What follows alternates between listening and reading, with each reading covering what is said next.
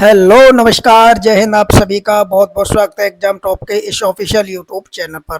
तो कैसे हैं सभी साथीगण? उम्मीद करता हूं सभी साथीगण बढ़िया होंगे और आरओ एआरओ के एग्जाम के लिए लगातार 8 से 10 घंटे अध्ययन कर रहे होंगे। दोस्तों, इस एग्जाम के लिए टेस्ट सीरीज लगातार हम सॉल्व कर रहे हैं।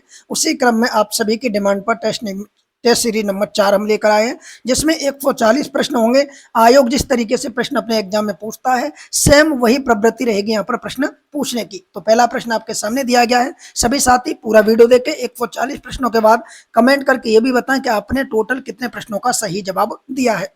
तो पहला प्रश्न है कि प्रवाल के संदर्भ में निम्नलिखित में से कौन से कथन सही है। पहला कथन है कि ये शीतोष्ण कटिबंधीय महासागरों में 100 से 150 फीट की गहराई में पाए जाते हैं। दूसरा कथन है कि भारत में अधिकांश प्रवाल भित्ति अंडमान निकोबार द्वीप और लक्षद्वीप समूह में पाए जाते हैं। तो इसका सही जवाब आपको बताना है। सही जवाब होगा ऑप्शन नंबर बी। ठीक, ऑप्शन नंबर बी, यानी पहला कथन आपका गलत होगा, दूसरा कथन आपका सही होगा। अब पहले कथन में क्या गलती है, आइए देखिए क्या क्या गलती है। शीतोष्ण की जगह उष्ण होना चाहिए, क्योंकि जो प्रवाल भित्तियां होती हैं वो उष्ण कटिबंधीय महासागरों में पाई जाती हैं। वो भी कितनी कितनी फीट की गहराई में पाई जाती हैं। याद रखें, 200 से लेकर 250 फीट की गहराई में प्रवाल भित्तियां पाई जाती हैं। तो ये गलती थी पहले प्रश्न में। सही जवाब होगा ऑप्शन नंबर बी। इसी क्रम में दूसरा प्रश्न आपके सामने है कि भूकंप के संदर्भ में दिए गए कथनों पर विचार कीजिए। ठीक है, अब देखिए भूकंप के संदर्भ में पहला कथन दिया गया है कि भूकंप के परिमाण का मापन मर्केली स्केल से किया जाता है। तो ये तो पहला हुआ। ठीक है, कि भूकंप का जो परिमाण का जो मापन किया जाता है वो यहाँ पर दिया जा रहा है कि मर्केली स्केल से किया जाता है। तो ये गलत हो जाएगा, क्योंकि इसका जो मापन किया जाता है दोस्तों वो रिएक्टर स्केल से किया जाता है। किससे किया जाता है? रिक्टर स्केल से किया जाता है। दूसरा कि रिक्टर स्केल से हर पूर्णांक विमुक्त ऊर्जा के परिमाण में 32 गुना वृद्धि का निर्देशन करता है। तो ये आपका दूसरा वाला सही होगा। इसीलिए क्वेश्चन नंबर दूसरे का विकल्प नंबर दूसरा भी सही होगा। तीसरा प्रश्न आपके सामने, लोकसभा के लिए निर्वाचन के संदर्भ में निम्नलिखित कथनों पर विचार कीजिए। तीसरा प्रश्न है, पॉलिटी का क्वेश्चन है, लोकसभा के बारे में आपसे पूछा है। कथन पहला है कि लोकसभा का निर्वाचन वयस्क मताधिकार के आधार पर होता है। तो यह कथन बिल्कुल आपका सही दिया गया है। दूसरा कह रहा है कि निर्वाचन के लिए मतदाताओं की सूची को राष्ट्रपति के निर्देशन और नियंत्रण में तैयार की जाती है। तो यह कथन आपका गलत हो जाएगा। गलत क्यों होगा? क्योंकि निर्वाचन के लिए मतदाताओं की सूची जो तैयार की जाती है वो राष्ट्रपति के निर्देशन की जगह यहाँ पर होना चाहिए निर्वाचन आयोग। ठीक है, क्या होना चाहिए? निर्वाचन आयोग। क्योंकि जितने भी चुनाव होते हैं, चाहे वो लोकसभा का चुनाव हो, विधानसभा का चुनाव हो, या फिर आपके राष्ट्रपति उपराष्ट्रपति का चुनाव हो, इन सभी की मतदाताओं की सूची का जो दिशा निर्देश जारी करता है वो भारत का निर्वाचन आयोग जारी करता है। तो सही जवाब क्या होगा? ऑप्शन नंबर ए, केवल एक कथन सही है। अगला प्रश्न आपके सामने मित्रों कि संसद की वित्तीय लोक लेखा समिति के संदर्भ में निम्नलिखित कथनों पर विचार कीजिए। ठीक है, पहला है कि यह भारतीय संविधान की सबसे बड़ी समिति है जिसमें राज्यसभा के सदस्यों को शामिल नहीं किया जाता है। किसकी बात हो रही है यहाँ पर? तो आप यहाँ देखेंगे वित्तीय लोक लेखा समिति की। तो पहला जो कथन है वो गलत हो जाएगा। ठीक है, पहला कथन गलत हो जाएगा। क्या गलती है आगे हम बताएंगे। दूसरा कथन है कि यह समिति केंद्र राज्य की विनियोग लेखा तथा वित्त लेखा की जांच करती है। तो इस प्रकार दूसरा कथन सही होगा, पहला कथन गलत हो जाएगा। बात करेंगे क्या गलती है। तो जब भारतीय संविधान की या संसद की सबसे बड़ी समिति की बात करें तो वहां पर लोक लेखा समिति नहीं होगी। वहां पर कौन सी समिति होती है? प्राक्कलन समिति होती है। ठीक है दोस्तों, कौन सी? प्राक्कलन समिति होती है। और प्राक्कलन समिति में जो टोटल सदस्य होते हैं वो 30 सदस्य होते हैं। और 30 के 30 सदस्य दोस्तों आपके लोकसभा से चुनकर आते हैं। कहां से चुनकर आते हैं? तो लोकसभा से 30 के 30 सदस्य आते हैं। अब बात करेंगे प्राक्कलन समिति की। तो प्राक्कलन समिति में टोटल 22 सदस्य होते हैं, जिनमें 15 मेंबर और 7 मेंबर दो जगह से चुनकर आते हैं। 15 मेंबर आपके लोकसभा से चुनकर आते हैं, जबकि 7 मेंबर आपके राज्यसभा से चुनकर आते हैं। तो इस प्रकार सही जवाब क्या होगा? ऑप्शन नंबर बी हो जाएगा। ठीक है, कि केवल दूसरा कथन आपका सही है। तो विकल्प नंबर बी पर टिक करके आगे बढ़ेंगे। आइए अगला प्रश्न आपके सामने पांचवा, वर्ष 2011 की जनगणना के अनुसार घटते स्त्री साक्षरता वाले राज्यों का निम्नलिखित में से कौन सा एक सही क्रम है? ये क्रम आपको दर्शाना है। ठीक है, तो यहाँ पर क्या बात हो रही है? न्यूनतम स्त्री साक्षरता वाले राज्यों की। तो सबसे कम जो स्त्री साक्षरता दी गई है वो बिहार राज्य की दी गई है। बिहार राज्य की जो साक्षरता दी गई है वो यहाँ पर आप नोट करना चाहें तो कर सकते हैं, 51.5% यहाँ पर दी गई है। उसके बाद बात करेंगे राजस्थान राज्य की दी गई है। राजस्थान राज्य की कितनी है? तो 52.1%, 52% दी गई है। उसके बाद नंबर 3 पर झारखंड की 55.4% दी गई है। और उत्तर प्रदेश की अगर हम बात करें यहाँ पर दोस्तों, तो उत्तर प्रदेश की 57.2% महिला साक्षरता दी गई है। इसका सही जवाब ऑप्शन नंबर ए हो जाएगा। इसी क्रम में अगला प्रश्न है कि वर्ष 2011 की जनगणना के अनुसार सबसे कम लिंगानुपात किस धर्म में पाया जाता है।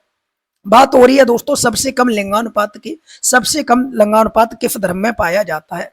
तो दोस्तों सबसे अगर अधिक की बात करें तो देखिए प्रश्न क्या पूछेगा, अगर पूछता है सबसे अधिक कहाँ पाया जाता है, यानी धर्म के आधार पर यहाँ पूछा जा रहा है सबसे अधिक, ठीक है, धर्म में पूछा जा रहा है सबसे अधिक धर्म में, तो आपका हो जाएगा दोस्तों कौन सा, ईसाई धर्म।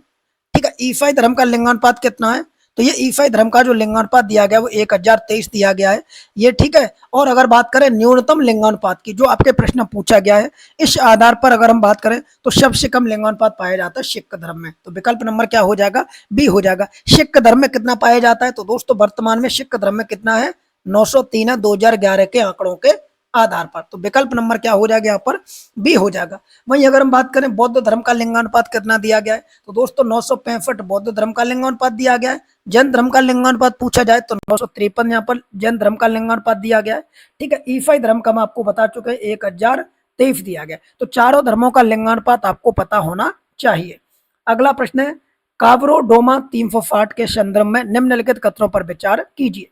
पहला है कि यह दुनिया का पहला राइफल रेटेड बैलिस्टिक हेलमेट है, इसे पूर्णतः स्वदेशी रूप से विकसित किया गया है। यह 7वां प्रश्न है, इसका सही जवाब आपको बताना है। तो कथन पहला भी सही है और कथन दूसरा भी सही है। एक बार पुनः देखेंगे, कार्बोडोमा 360 क्या है, तो याद रखेंगे ये पहला राइफल रेटेड बैलिस्टिक क्या है, हेलमेट है, और इसको पूरी तरीके से स्वदेशी रूप से विकसित किया गया है। तो कथन नंबर पहला आपका सही हो जाएगा क्वेश्चन नंबर 7 का। आगे बढ़ेंगे दोस्तों, अगला प्रश्न करंट अफेयर का है कि हाल ही में चर्चा में रही हरित अमोनिया के संदर्भ में निम्नलिखित में से कौन से कथन सही है, ये आपको बताना है। ठीक है, बताइए। 8वां प्रश्न है, बात किसके बारे में हो रही है, हरित अमोनिया के बारे में। तो पहला कथन दिया गया है कि इसे कार्बन कैप्चर तकनीक का प्रयोग करके जीवाश्म ईंधन से उत्पादित किया जाता है। दूसरा कि इसका उपयोग उर्वरक निर्माण में बिल्डिंग ब्लॉक के रूप में किया जाता है। तो अब आपको बताना कि कौन कौन से कथन सही है।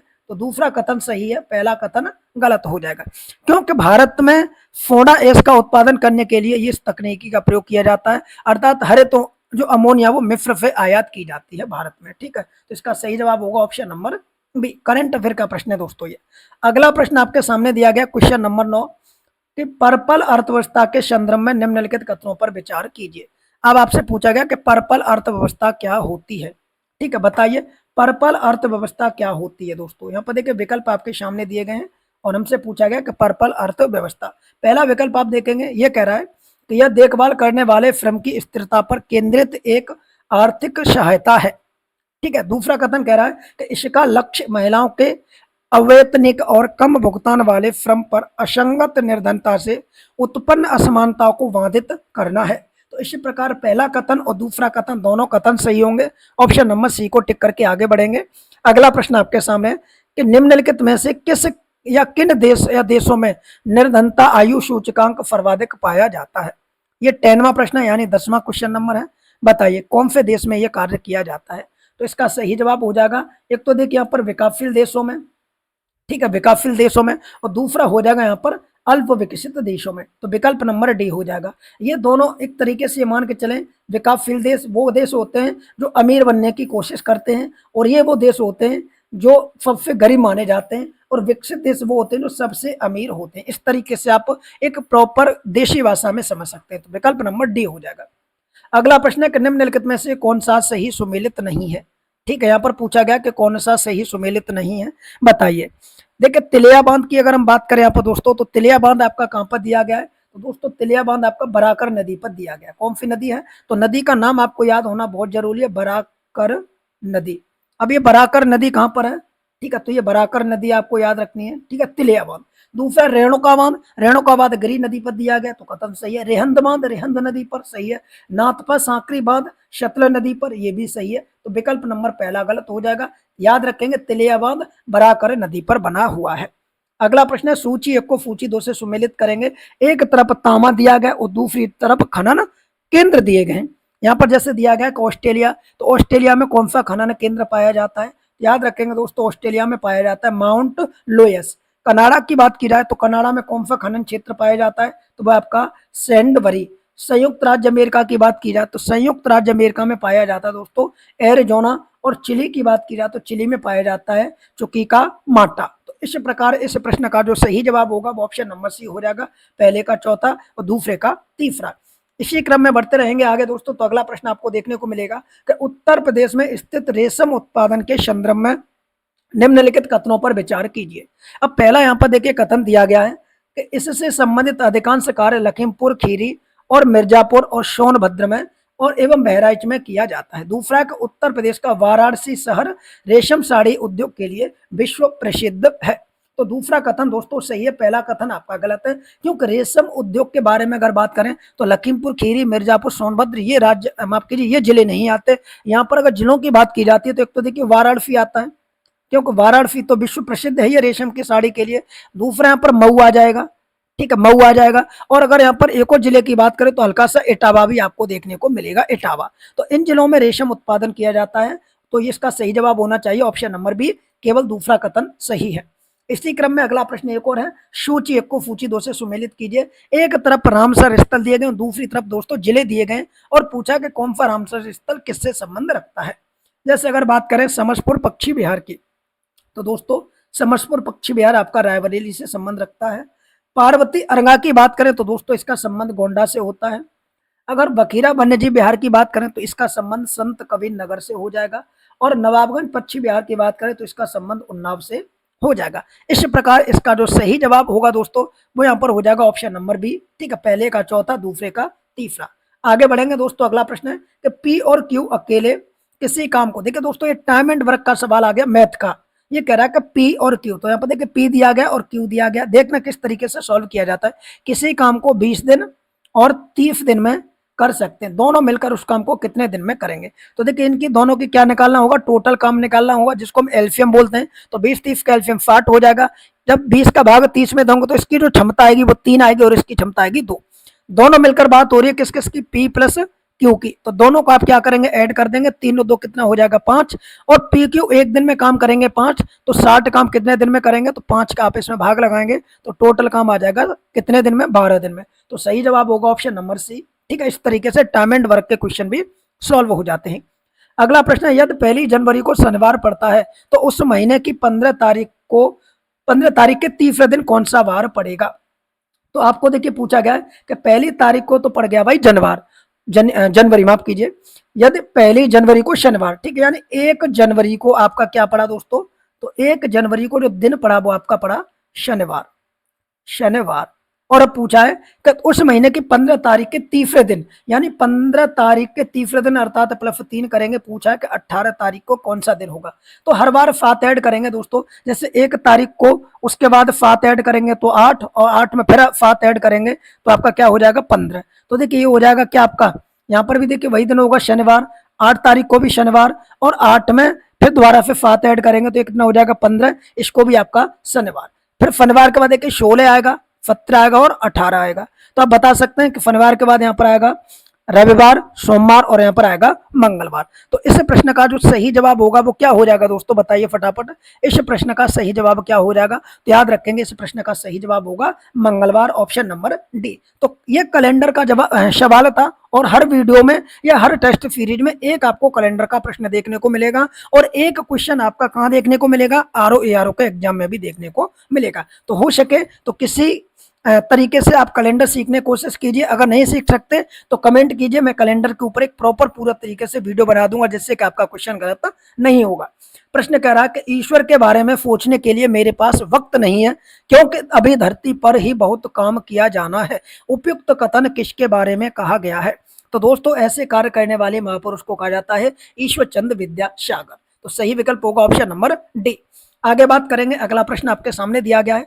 प्रश्न कह रहा है कि सूची 1 को सूची 2 से सुमेलित कीजिए। तो यहाँ पर कीजिए, एक तरफ आपके दिए गए उत्सव, दूसरी तरफ दिए गए राज्य। बात करेंगे सरहुल उत्सव की, तो ये दोस्तों आपका झारखंड राज्य से संबंध रखता है, तो आप इसको सुमेलित कर देंगे। लोसार उत्सव की बात करें तो इसका संबंध दोस्तों आपका लद्दाख से है। शिमोंग उत्सव की बात करें तो इसका संबंध दोस्तों गोवा से है। और बिहू उत्सव की बात करें तो इसका संबंध दोस्तों आसाम से है। तो इसी प्रकार आप इसको सुमेलित करेंगे और सही जवाब की अगर बात आती है दोस्तों, तो इसका सही जवाब आपका सुमेलित करने के आधार पर आप टिक करेंगे तो ऑप्शन नंबर डी हो जाएगा। ठीक, ऑप्शन नंबर डी हो जाएगा। आगे बढ़ते हैं। अगला प्रश्न है कि सूरदास के संदर्भ में निम्नलिखित कथनों पर विचार कीजिए एवं उनके बारे में सही कथन का चयन कीजिए। तो यहाँ पर कभी सूरदास की बात की जा रही है।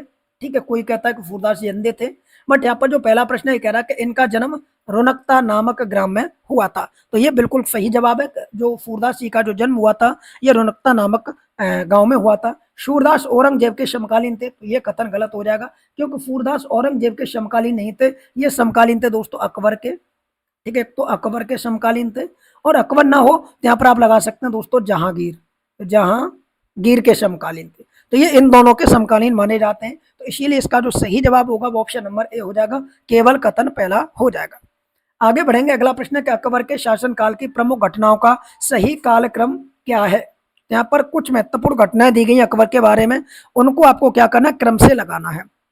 ठीक है, क्रम से लगाना है। जैसे बात करें दास प्रथा का अंत, तो दोस्तों याद रखेंगे अकबर ने जो दास प्रथा का अंत किया था वो 1562 में किया था। दूसरा दिया गया तीर्थ यात्रा कर की समाप्ति, तो दोस्तों तीर्थ यात्रा कर जो अकबर ने समाप्त किया था वो 1563 में किया था। ठीक है, कब किया, 1563 में किया था। आगे दिया गया जजिया कर की समाप्ति, तो दोस्तों जजिया कर की जो समाप्ति की गई थी वो अकबर के द्वारा 1564 में की गई थी।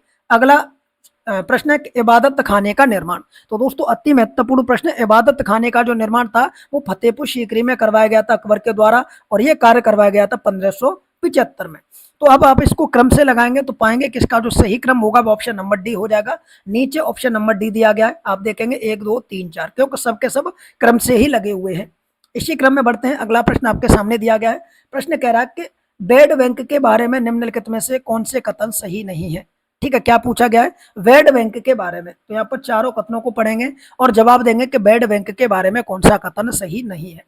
पहला है कि यह एक परिसंपत्ति पुनर्निर्माण कंपनी के समान है, तो यह कथन आपका सही है। यह एनपीए के एग्रीगेटर के रूप में कार्य करता है, तो यह भी कथन आपका सही है। यह बैंकिंग क्षेत्र में रियायती मूल्य पर एनपीए खरीदता है, तो यह भी कथन आपका सही है। सभी प्रकार के ऋणों को ब्लड बैंक में स्थानांतरण किया जा सकता है, तो यह कथन आपका गलत हो जाएगा। तो विकल्प नंबर डी।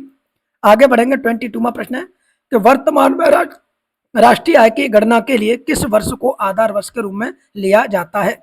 तो दोस्तों वर्तमान में जो राष्ट्रीय आय की गणना की जाती है उसमें किस वर्ष को केंद्र मानकर यह राष्ट्रीय आय की जनगणना की जाती है। तो पहले तो याद रखना है कि राष्ट्रीय आय की जनगणना करता कौन है। तो याद रखेंगे केंद्रीय सांख्यिकी संगठन करता है। कौन करता है, तो याद रख लेना दोस्तों केंद्रीय, ठीक है, उसका नाम याद रख लेना केंद्रीय सांख्यिकी संगठन, इसके द्वारा इसकी स्थापना की जाती है एससीओ के माध्यम से। अब इसमें आधार वर्ष किसको मनाया जाता है, याद रखेंगे 2011 से 2012 की जनगणना को आधार वर्ष मनाया जाता है। तो विकल्प नंबर सी। प्राकृतिक रबड़ निम्नलिखित में से किसका बहुलक है। तो इसका सही जवाब होगा ये आइसोप्रीन का बहुलक होता है। कई बार एग्जाम में ये प्रश्न पूछा जा चुका है।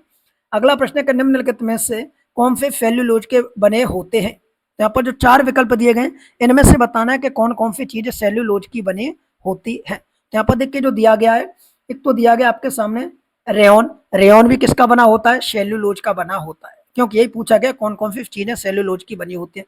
जूट की बात करें तो जूट भी सेल्यूलोज का ही बना होता है।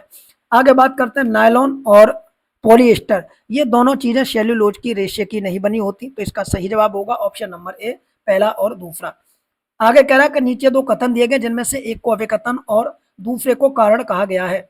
अभिकथन को पढ़े और कारण को पढ़े। अभिकथन कह रहा है कि पायरोमीटर से 800 डिग्री सेल्सियस से नीचे का तापमान नहीं माप सकते। ठीक है, दूसरा है कि 800 डिग्री से कम ताप पर वस्तुएं ऊष्मीय विकिरण का उत्सर्जन नहीं करती हैं। तो इसी प्रकार इसका सही जवाब क्या होगा, पहला कथन भी सही होगा, दूसरा भी सही होगा, इसीलिए दोनों के दोनों सही होंगे और आर एक की सही व्याख्या भी करता है। तो अगला प्रश्न आपके सामने दिया गया दोस्तों। अगला प्रश्न देखिए क्या कह रहा है कि नीचे दिए गए कथनों पर विचार कीजिए। अब यहाँ पर आप 2 नीचे कथन दिए गए, इन दोनों कथनों पर दोस्तों पहले क्या करें, आप विचार करें। ठीक है, दोनों कथनों पर विचार करें और उसके बाद दिए गए प्रश्न का सही जवाब दें। पहला कथन क्या कह रहा है कि किसी स्त्री के बच्चे को जन्म देने की क्षमता उसकी संतानोत्पादकता कहलाती है, चाहे उसमें बच्चे को जन्म दिया हो या ना दिया हो। दूसरा है कि किसी स्त्री द्वारा किसी निश्चित समय अवधि में कुल सजीव बच्चों जन्मे बच्चों की वास्तविक संख्या उसकी प्रजननशीलता कहलाती है। तो अब आप बताएंगे 26 का सही जवाब क्या होगा। तो पहला कथन दिया गया, ये भी कथन सही है और ये भी कथन सही है, तो इसका सही जवाब होगा ऑप्शन नंबर सी। एक दो प्रश्न आपको ऐसा मिलेगा जो आपको कम समझ में आएगा। जैसे ये प्रश्न दिया गया है कि जनगणना 2011 के अनुसार निम्नलिखित धर्मों में बढ़ते साक्षरता दर के बारे में निम्नलिखित में से कौन सा एक सही क्रम है। अब यहाँ पर आपको क्या करना है, साक्षरता दर को बढ़ते हुए क्रम में आपको लगाना है। जैसे सबसे पहले हम बात करें जैन धर्म की, ठीक है, जैन धर्म की जो साक्षरता दी जाती है दोस्तों वो 94.9% दी जाती है। आगे बात करें दोस्तों ईसाई धर्म की साक्षरता की, तो ईसाई धर्म की जो साक्षरता दी गई है वो 80.45% दी गई है। बात करें दोस्तों हिंदू धर्म की, तो हिंदू धर्म की जो साक्षरता दी गई है दोस्तों वो 73.3% दी गई है। तो इस ओवरऑल को टोटल मिला लिया जाता है, तो हमसे पूछा गया बढ़ते हुए क्रम में, ठीक है, तो बढ़ते हुए क्रम में देखेंगे तो सबसे कम तो किसकी दिख रहा है, हिंदू धर्म की, तो हिंदू नंबर 1 पर होना चाहिए। उससे ज्यादा दिख रही है आपकी ईसाई की, तो ईसाई होगा, और सबसे ऊपर होगा जैन धर्म, तो जैन धर्म। तो सही जवाब होगा ऑप्शन नंबर डी, तो ऑप्शन नंबर डी आपका सही जवाब हो जाएगा। अगला प्रश्न है कि 2011 की जनगणना के अनुसार किस धार्मिक समुदाय की भारत में प्रतिशत हिस्सेदारी सबसे कम है। तो बताइए सबसे कम हिस्सेदारी इसमें किसकी दी गई है। अब बात करते हैं, आप देखिए कुछ धर्म दिए गए जैसे हिंदू और ईसाई, सिख और बौद्ध, सिख जैन और ईसाई, हिंदू और सिख। तो सबसे कम हिस्सेदारी आपसे पूछी गई है, इसका अर्थ ये होगा कि यहाँ पर सबसे कम कौन रहते हैं। यहाँ पर देखिए सिखों की बात करें और बौद्धों की बात करें, ये दोस्तों सबसे कम पाए जाते हैं। क्यों पाए जाते हैं, सिख और बौद्धों की जनसंख्या भारत में ना के बराबर है। सर्वाधिक जनसंख्या की बात करें दोस्तों तो सर्वाधिक जनसंख्या भारत में हिंदू की है, ठीक है, और उसके बाद किसकी है, तो याद रखेंगे मुस्लिम्स की है। तो इन दोनों की सर्वाधिक जनसंख्या है भारत में। अगला प्रश्न है कि भारतीय न्यायपालिका के संदर्भ में निम्नलिखित कथनों पर विचार कीजिए। यहाँ पर दो कथन दिए गए भारतीय न्यायपालिका के बारे में।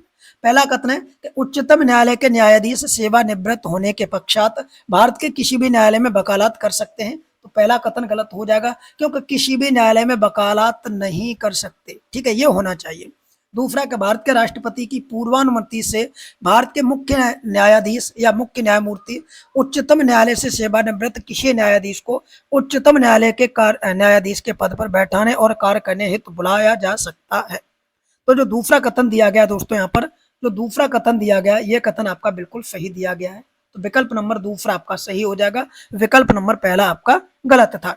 आगे बढ़ेंगे, अगला प्रश्न आपके सामने दिया गया कि निम्नलिखित में से किस आयोग या समिति का संबंध केंद्र राज्य संबंध से है। दोस्तों सर्वाधिक पूछा जाने वाला प्रश्न है। अगर आप आरओ एआरओ या पीसीएस का एग्जाम देना चाहते हैं तो आपको यह प्रश्न तैयार करके रखना है कि केंद्र राज्य का संबंध किस समिति या आयोग से है, और उस आयोग के बारे में पूरा पढ़ के जाना है, क्योंकि यह प्रश्न एक ऐसा प्रश्न है जो एग्जाम में कम से कम 20 बार आयोग पूछ चुका है। नाम हो जाएगा सरकारिया आयोग, ठीक है, सरकारिया आयोग। अब बात करें कि इसका गठन कब हुआ, तो दोस्तों इसका जो गठन हुआ था वो 1983 में हुआ था इसका गठन, ठीक है। और इसके अध्यक्ष अगर पूछे जाते हैं सरकारिया आयोग के अध्यक्ष कौन थे उस समय, तो याद रखेंगे इसके जो अध्यक्ष थे उनका नाम था राजेंद्र सिंह, ठीक है, राजेंद्र सिंह। राजेंद्र सिंह सरकारिया इसके अध्यक्ष थे, इसीलिए उनके नाम पर इसका नाम पड़ा सरकारिया आयोग। तो सही विकल्प ऑप्शन नंबर सी। निम्नलिखित में से कौन एक सही सुमेलित नहीं है। एक तरफ राज्य दिए गए, दूसरी तरफ लोकसभा की सदस्य संख्या दी गई है। अब आपको बताना कि इनमें से कौन सही सुमेलित नहीं है। बात करेंगे सबसे पहले उड़ीसा की, तो उड़ीसा में जो राज्यों की सीट लोकसभा की जो सीटें दी गई हैं वो 21 है, पहला कथन सही है। केरल की बात करें तो केरल में जो लोकसभा की सीटें दी गई हैं वो दोस्तों 22 ना होकर कितनी होगी, 20 हो जाएंगी, तो दूसरा आपका गलत है। पंजाब की बात करें तो पंजाब में लोकसभा की सीटें कितनी दी गई हैं, 13 दी गई हैं, तो ये सही है। झारखंड में लोकसभा की सीटें कितनी दी गई हैं, तो 14 दी गई हैं, ये भी कथन आपका सही है। वही मैं आपसे पूछता हूँ कि यूपी में लोकसभा की सीटें कितनी है, ठीक है, यूपी में लोकसभा की सीटें कितनी है, कमेंट करके बताइए। अगला प्रश्न है सूची 1 को सूची 2 से सुमेलित कीजिए। जैसे एक तरफ देखिए कुछ विषय दिए गए और दूसरी तरफ संविधान के भाग दिए गए हैं, ठीक है। जैसे यहाँ पर दिया गया मौलिक कर्तव्य। अब मौलिक कर्तव्य भारतीय संविधान के भाग कौन से में आता है, तो भारतीय संविधान के भाग 4 का में आता है, ठीक है। मौलिक अधिकार की बात करें तो मौलिक अधिकार भारतीय संविधान के भाग 3 में आता है। वहीं अगर बात करें पंचायती राज्य की, तो पंचायती राज्य भारतीय संविधान के भाग 9 में आता है। और चुनाव आयोग की बात करें तो भारतीय संविधान के भाग 15 में इसका उल्लेख किया गया है। तो इस प्रकार इस प्रश्न का जो सही जवाब होगा वो ऑप्शन नंबर सी हो जाएगा, पहले का दूसरा, दूसरे का पहला। आगे बढ़ते हैं दोस्तों अगले प्रश्न की तरफ कि भारतीय मानसून के संदर्भ में निम्नलिखित कथनों पर विचार कीजिए। ठीक है, पहला देखिए कथन आपके सामने दिया गया मानसून के बारे में कि भारत में दक्षिण पश्चिम मानसून का संबंध उष्ण पूर्वी जेट स्ट्रीम से है। दूसरा है भारत में दक्षिण पश्चिम मानसून सर्वप्रथम 1 जुलाई को तमिलनाडु के तट पर आता है। तो अब आप बताएंगे इनमें से सही कथन क्या हो जाएगा। दोस्तों दूसरा कथन तो बिल्कुल गलत है, पहला कथन बिल्कुल आपका सही हो जाएगा। ठीक है, याद रखेंगे भारत में दक्षिण पश्चिम मानसून का संबंध उष्ण पूर्वी जेट स्ट्रीम से है। और ये दोस्तों जो भारत में एंट्री करता है तो ये 1 जून को आता है, ना कि जुलाई को। कब आता है? 1 जून को आता है। वो भी कहाँ आता है? तो दोस्तों याद रखेंगे तमिलनाडु की जगह केरल के तट पर। कहां पर? केरल के तट पर आता है। तो इसी प्रकार सही जवाब होगा ऑप्शन नंबर ए। इसी क्रम में अगला प्रश्न आपके सामने दिया गया दोस्तों। अगला प्रश्न कह रहा है कि नदी द्वारा निर्मित स्थल स्वरूप के संदर्भ में निम्नलिखित कथनों पर विचार कीजिए। जैसे पहला जो कथन दिया गया उसे आप पढ़ेंगे कि नदी द्वारा अपनी घाटी में किए गए ऊर्ध्वाधर टकराव के कारण वी आकार की घाटी का निर्माण होता है। दूसरा है कि भारत में वी आकार की घाटी का निर्माण नर्मदा, गोदावरी एवं कृष्णा नदी के द्वारा किया जाता है। तो अब आप बताइए इसका सही जवाब क्या होगा। दोस्तों पहला कथन बिल्कुल सही दिया गया, दूसरा कथन आपका गलत दिया गया, क्योंकि भारत में वी आकार की घाटी का जो निर्माण होता है वो नर्मदा और गोदावरी और कृष्णा नदियों के द्वारा नहीं होता, ये होता है आपका देखिए दोस्तों कौन कौन सी। तो आप याद रखेंगे इसमें एक तो देखिए आपकी सिंधु नदी है, ठीक है, कौन सी? एक तो आपकी सिंधु नदी है जो हिमालय से निकलती है। दूसरी आपकी सतलज नदी है, सतलज, ये भी आपकी हिमालय से निकलती है। तीसरी आपकी ब्रह्मपुत्र नदी है जो हिमालय से निकलती है। तो इन नदियों के मुहाने पर वी आकार की घाटी का निर्माण होता है। तो सही जवाब ऑप्शन नंबर ए हो जाएगा। अगला प्रश्न, अदिति बामन छात्रों की पंक्ति में दाई ओर से 18वें स्थान पर है। ठीक है, कितने? याद रखेंगे टोटल छात्र कितने हैं? वामन छात्र हैं। ठीक, और आप ऐसे बना लेना दाया और बाया। ये होता है दोस्तों आपका बाया और ये होता है आपका दाया। ठीक है, ये होता है दाया। तो टोटल छात्र कितने? 52 छात्रों में दाई ओर से 18वें स्थान पर है। तो बाई ओर से कौन से स्थान पर होगी? तो 52 में से आप क्या करेंगे? 18 माइनस करके +1 कर देंगे, क्योंकि एक फॉर्मूला होता है इसका है। ठीक है, तो इसमें से इसको घटा के +1 करेंगे तो आपका आंसर आ जाएगा 35। तो वो 35वें स्थान पर है, यानी विकल्प नंबर क्या हो जाएगा? बी आपका सही जवाब हो जाएगा। अगला प्रश्न है पावना विद्रोह के संदर्भ में निम्नलिखित कथनों पर विचार कीजिए। अभी पवना आंदोलन की बात कर रहा है। वर्ष 1835 में यूसुफ शाही परगने में किसान संघ की स्थापना की गई। इस आंदोलन में बंगाल के हिंदू और मुसलमानों ने एकजुटता का प्रदर्शन किया। तो बताइए कौन कौन से कथन सही हैं। यहाँ पर बात हो रही है पवना विद्रोह के बारे में। तो पहला कथन भी सही है दोस्तों और दूसरा कथन भी सही है, इसलिए दोनों कथन सही होंगे। ऑप्शन नंबर बी को टिक कर दीजिए। अगला सवाल आपके सामने है कि ए संख्याओं का औसत बी स्क्वायर है और बी संख्याओं का औसत ए स्क्वायर है। देखिए गणित का प्रश्न ये दिया गया है। ठीक है, तो गणित के भी अच्छे खासे प्रश्न आपके एग्जाम में पूछे जाते हैं। ठीक है, तो यहाँ पर दिया गया है कि बी संख्याओं का औसत ए स्क्वायर है, तो ए प्लस बी संख्याओं का औसत ज्ञात कीजिए। ठीक है, तो यहाँ पर आप निकाल सकते हैं कि ए संख्याओं का योग जब आपसे निकाला जाए तो ए संख्याओं का योग निकालने के लिए ए इंटू बी स्क्वायर करेंगे आप। ठीक है, उसी प्रकार बी संख्याओं का योग निकाला जाएगा तो बी इंटू ए स्क्वायर करेंगे आप। क्या करेंगे? ए स्क्वायर करेंगे। अब कह रहा है कि ए प्लस बी संख्याओं का औसत पूछा गया है, तो इसका फॉर्मूला होता है ए प्लस बी संख्याओं का औसत बटे ए प्लस बी। तो आप यहाँ पर रख देंगे। देखिए यहाँ पर हो जाएगा ए बी स्क्वायर, क्योंकि इनका जो गुणा करेंगे ए बी स्क्वायर, इसका हो जाएगा बी ए स्क्वायर। तो यहाँ पर हो जाएगा दोस्तों देखिए ए बी स्क्वायर प्लस दिया गया है, उसके बाद हो जाएगा ए स्क्वायर बी। क्या से आ गए? इन दोनों के गुणा करके। बट्टे में क्या आ जाएगा? इन संख्याओं का योग ए प्लस बी। ठीक है, ए प्लस बी। अब ऊपर वाली संख्याओं में से आप क्या कर सकते हैं? इसमें से कॉमन ले लीजिए। कॉमन आप क्या ले सकते हैं? ए भी यहाँ पर भी है, ए भी यहाँ पर भी है। तो आपने क्या किया? ए भी यहाँ से कॉमन ले लिया, तो ऊपर क्या बचा? ऊपर बचा बी प्लस ए बचा। ठीक है, और बट्टे में क्या बचा? नीचे ए प्लस बी बचा। क्या बचा यहाँ पर? नीचे ए प्लस बी बचा। ठीक है, ए बी संख्याओं का औसत हमसे पूछा गया है, तो इससे आपका क्या कट जाएगा? इस वाली संख्याओं से ये कट जाएगा, तो बचा क्या? ए प्लस बी बचा। तो इस प्रकार सही जवाब क्या होगा? ऑप्शन नंबर ए हो जाएगा। आगे बढ़ेंगे। लॉर्ड विलियम बेंटिंक के संदर्भ में निम्नलिखित कथनों में से सत्य कथन कौन से हैं, ये आपको बताना है। जैसे पहला कथन दिया गया यहाँ पर कि इसने सरकारी सेवाओं में भेदभावपूर्ण नीति को समाप्त करने की घोषणा की। दूसरा कहा गया कि इसे समाचार पत्रों का मुक्तिदाता कहा जाता है। तो दोस्तों दूसरा भी कथन गलत, तो पहला भी गलत है, क्योंकि समाचार पत्रों का जो मुक्तिदाता कहा जाता है वो कहा जाता है मेटकॉफ को। किसको कहा जाता है? मेटकॉफ को। ठीक है, चार्ल्स मेटकॉफ को कहा जाता है। तो एक तो ये प्रश्न आपको याद रखना है कि समाचार पत्रों का मुक्तिदाता किसे कहा जाता है। ठीक है, और यहाँ पर दिया गया लॉर्ड विलियम बेंटिंक के बारे में। किसके बारे में दिया गया? लॉर्ड विलियम बेंटिंक के बारे में। तो लॉर्ड विलियम बेंटिंक ने कई सारे कार्य किए थे, जिनमें आप एक देखिए सती प्रथा मान सकते हैं कि लॉर्ड विलियम बेंटिंक ने जो सती प्रथा थी, सती प्रथा, उसको कब समाप्त किया? तो उसको समाप्त किया था 1829 में। इसी ने ठगी प्रथा भी हुआ करती थी दोस्तों उस समय, जिसको 1830 में इसने क्या किया? समाप्त किया था। तो ये दोनों कथन गलत हो जाएंगे। इसका जो सही जवाब होगा वो ऑप्शन नंबर डी हो जाएगा। ठीक है, ऑप्शन नंबर, अब आप कीजिए, पहला कथन आपका सही हो जाएगा। ठीक है, पहला कथन आपका सही हो जाएगा। तो पहला कथन आपका सही है दोस्तों, पहला कथन सही है कि इसने सरकारी सेवाओं में भेदभावपूर्ण नीति को समाप्त करने का निर्णय लिया या घोषणा की। तो पहला कथन सही होगा, ऑप्शन नंबर डी आपका सही जवाब होगा। ठीक है दोस्तों, इसका सही जवाब ऑप्शन नंबर डी होगा। अगला प्रश्न है कि नईम सैयद, जिसका हाल ही में निधन हुआ, संबंधित थे, जिनको हम जूनियर महमूद के नाम से जानते थे दोस्तों, ये अभिनय करते थे। तो विकल्प आपका ऑप्शन नंबर ए हो जाएगा। ठीक है, क्या हो जाएगा? ये अभिनेता थे, तो विकल्प नंबर ए।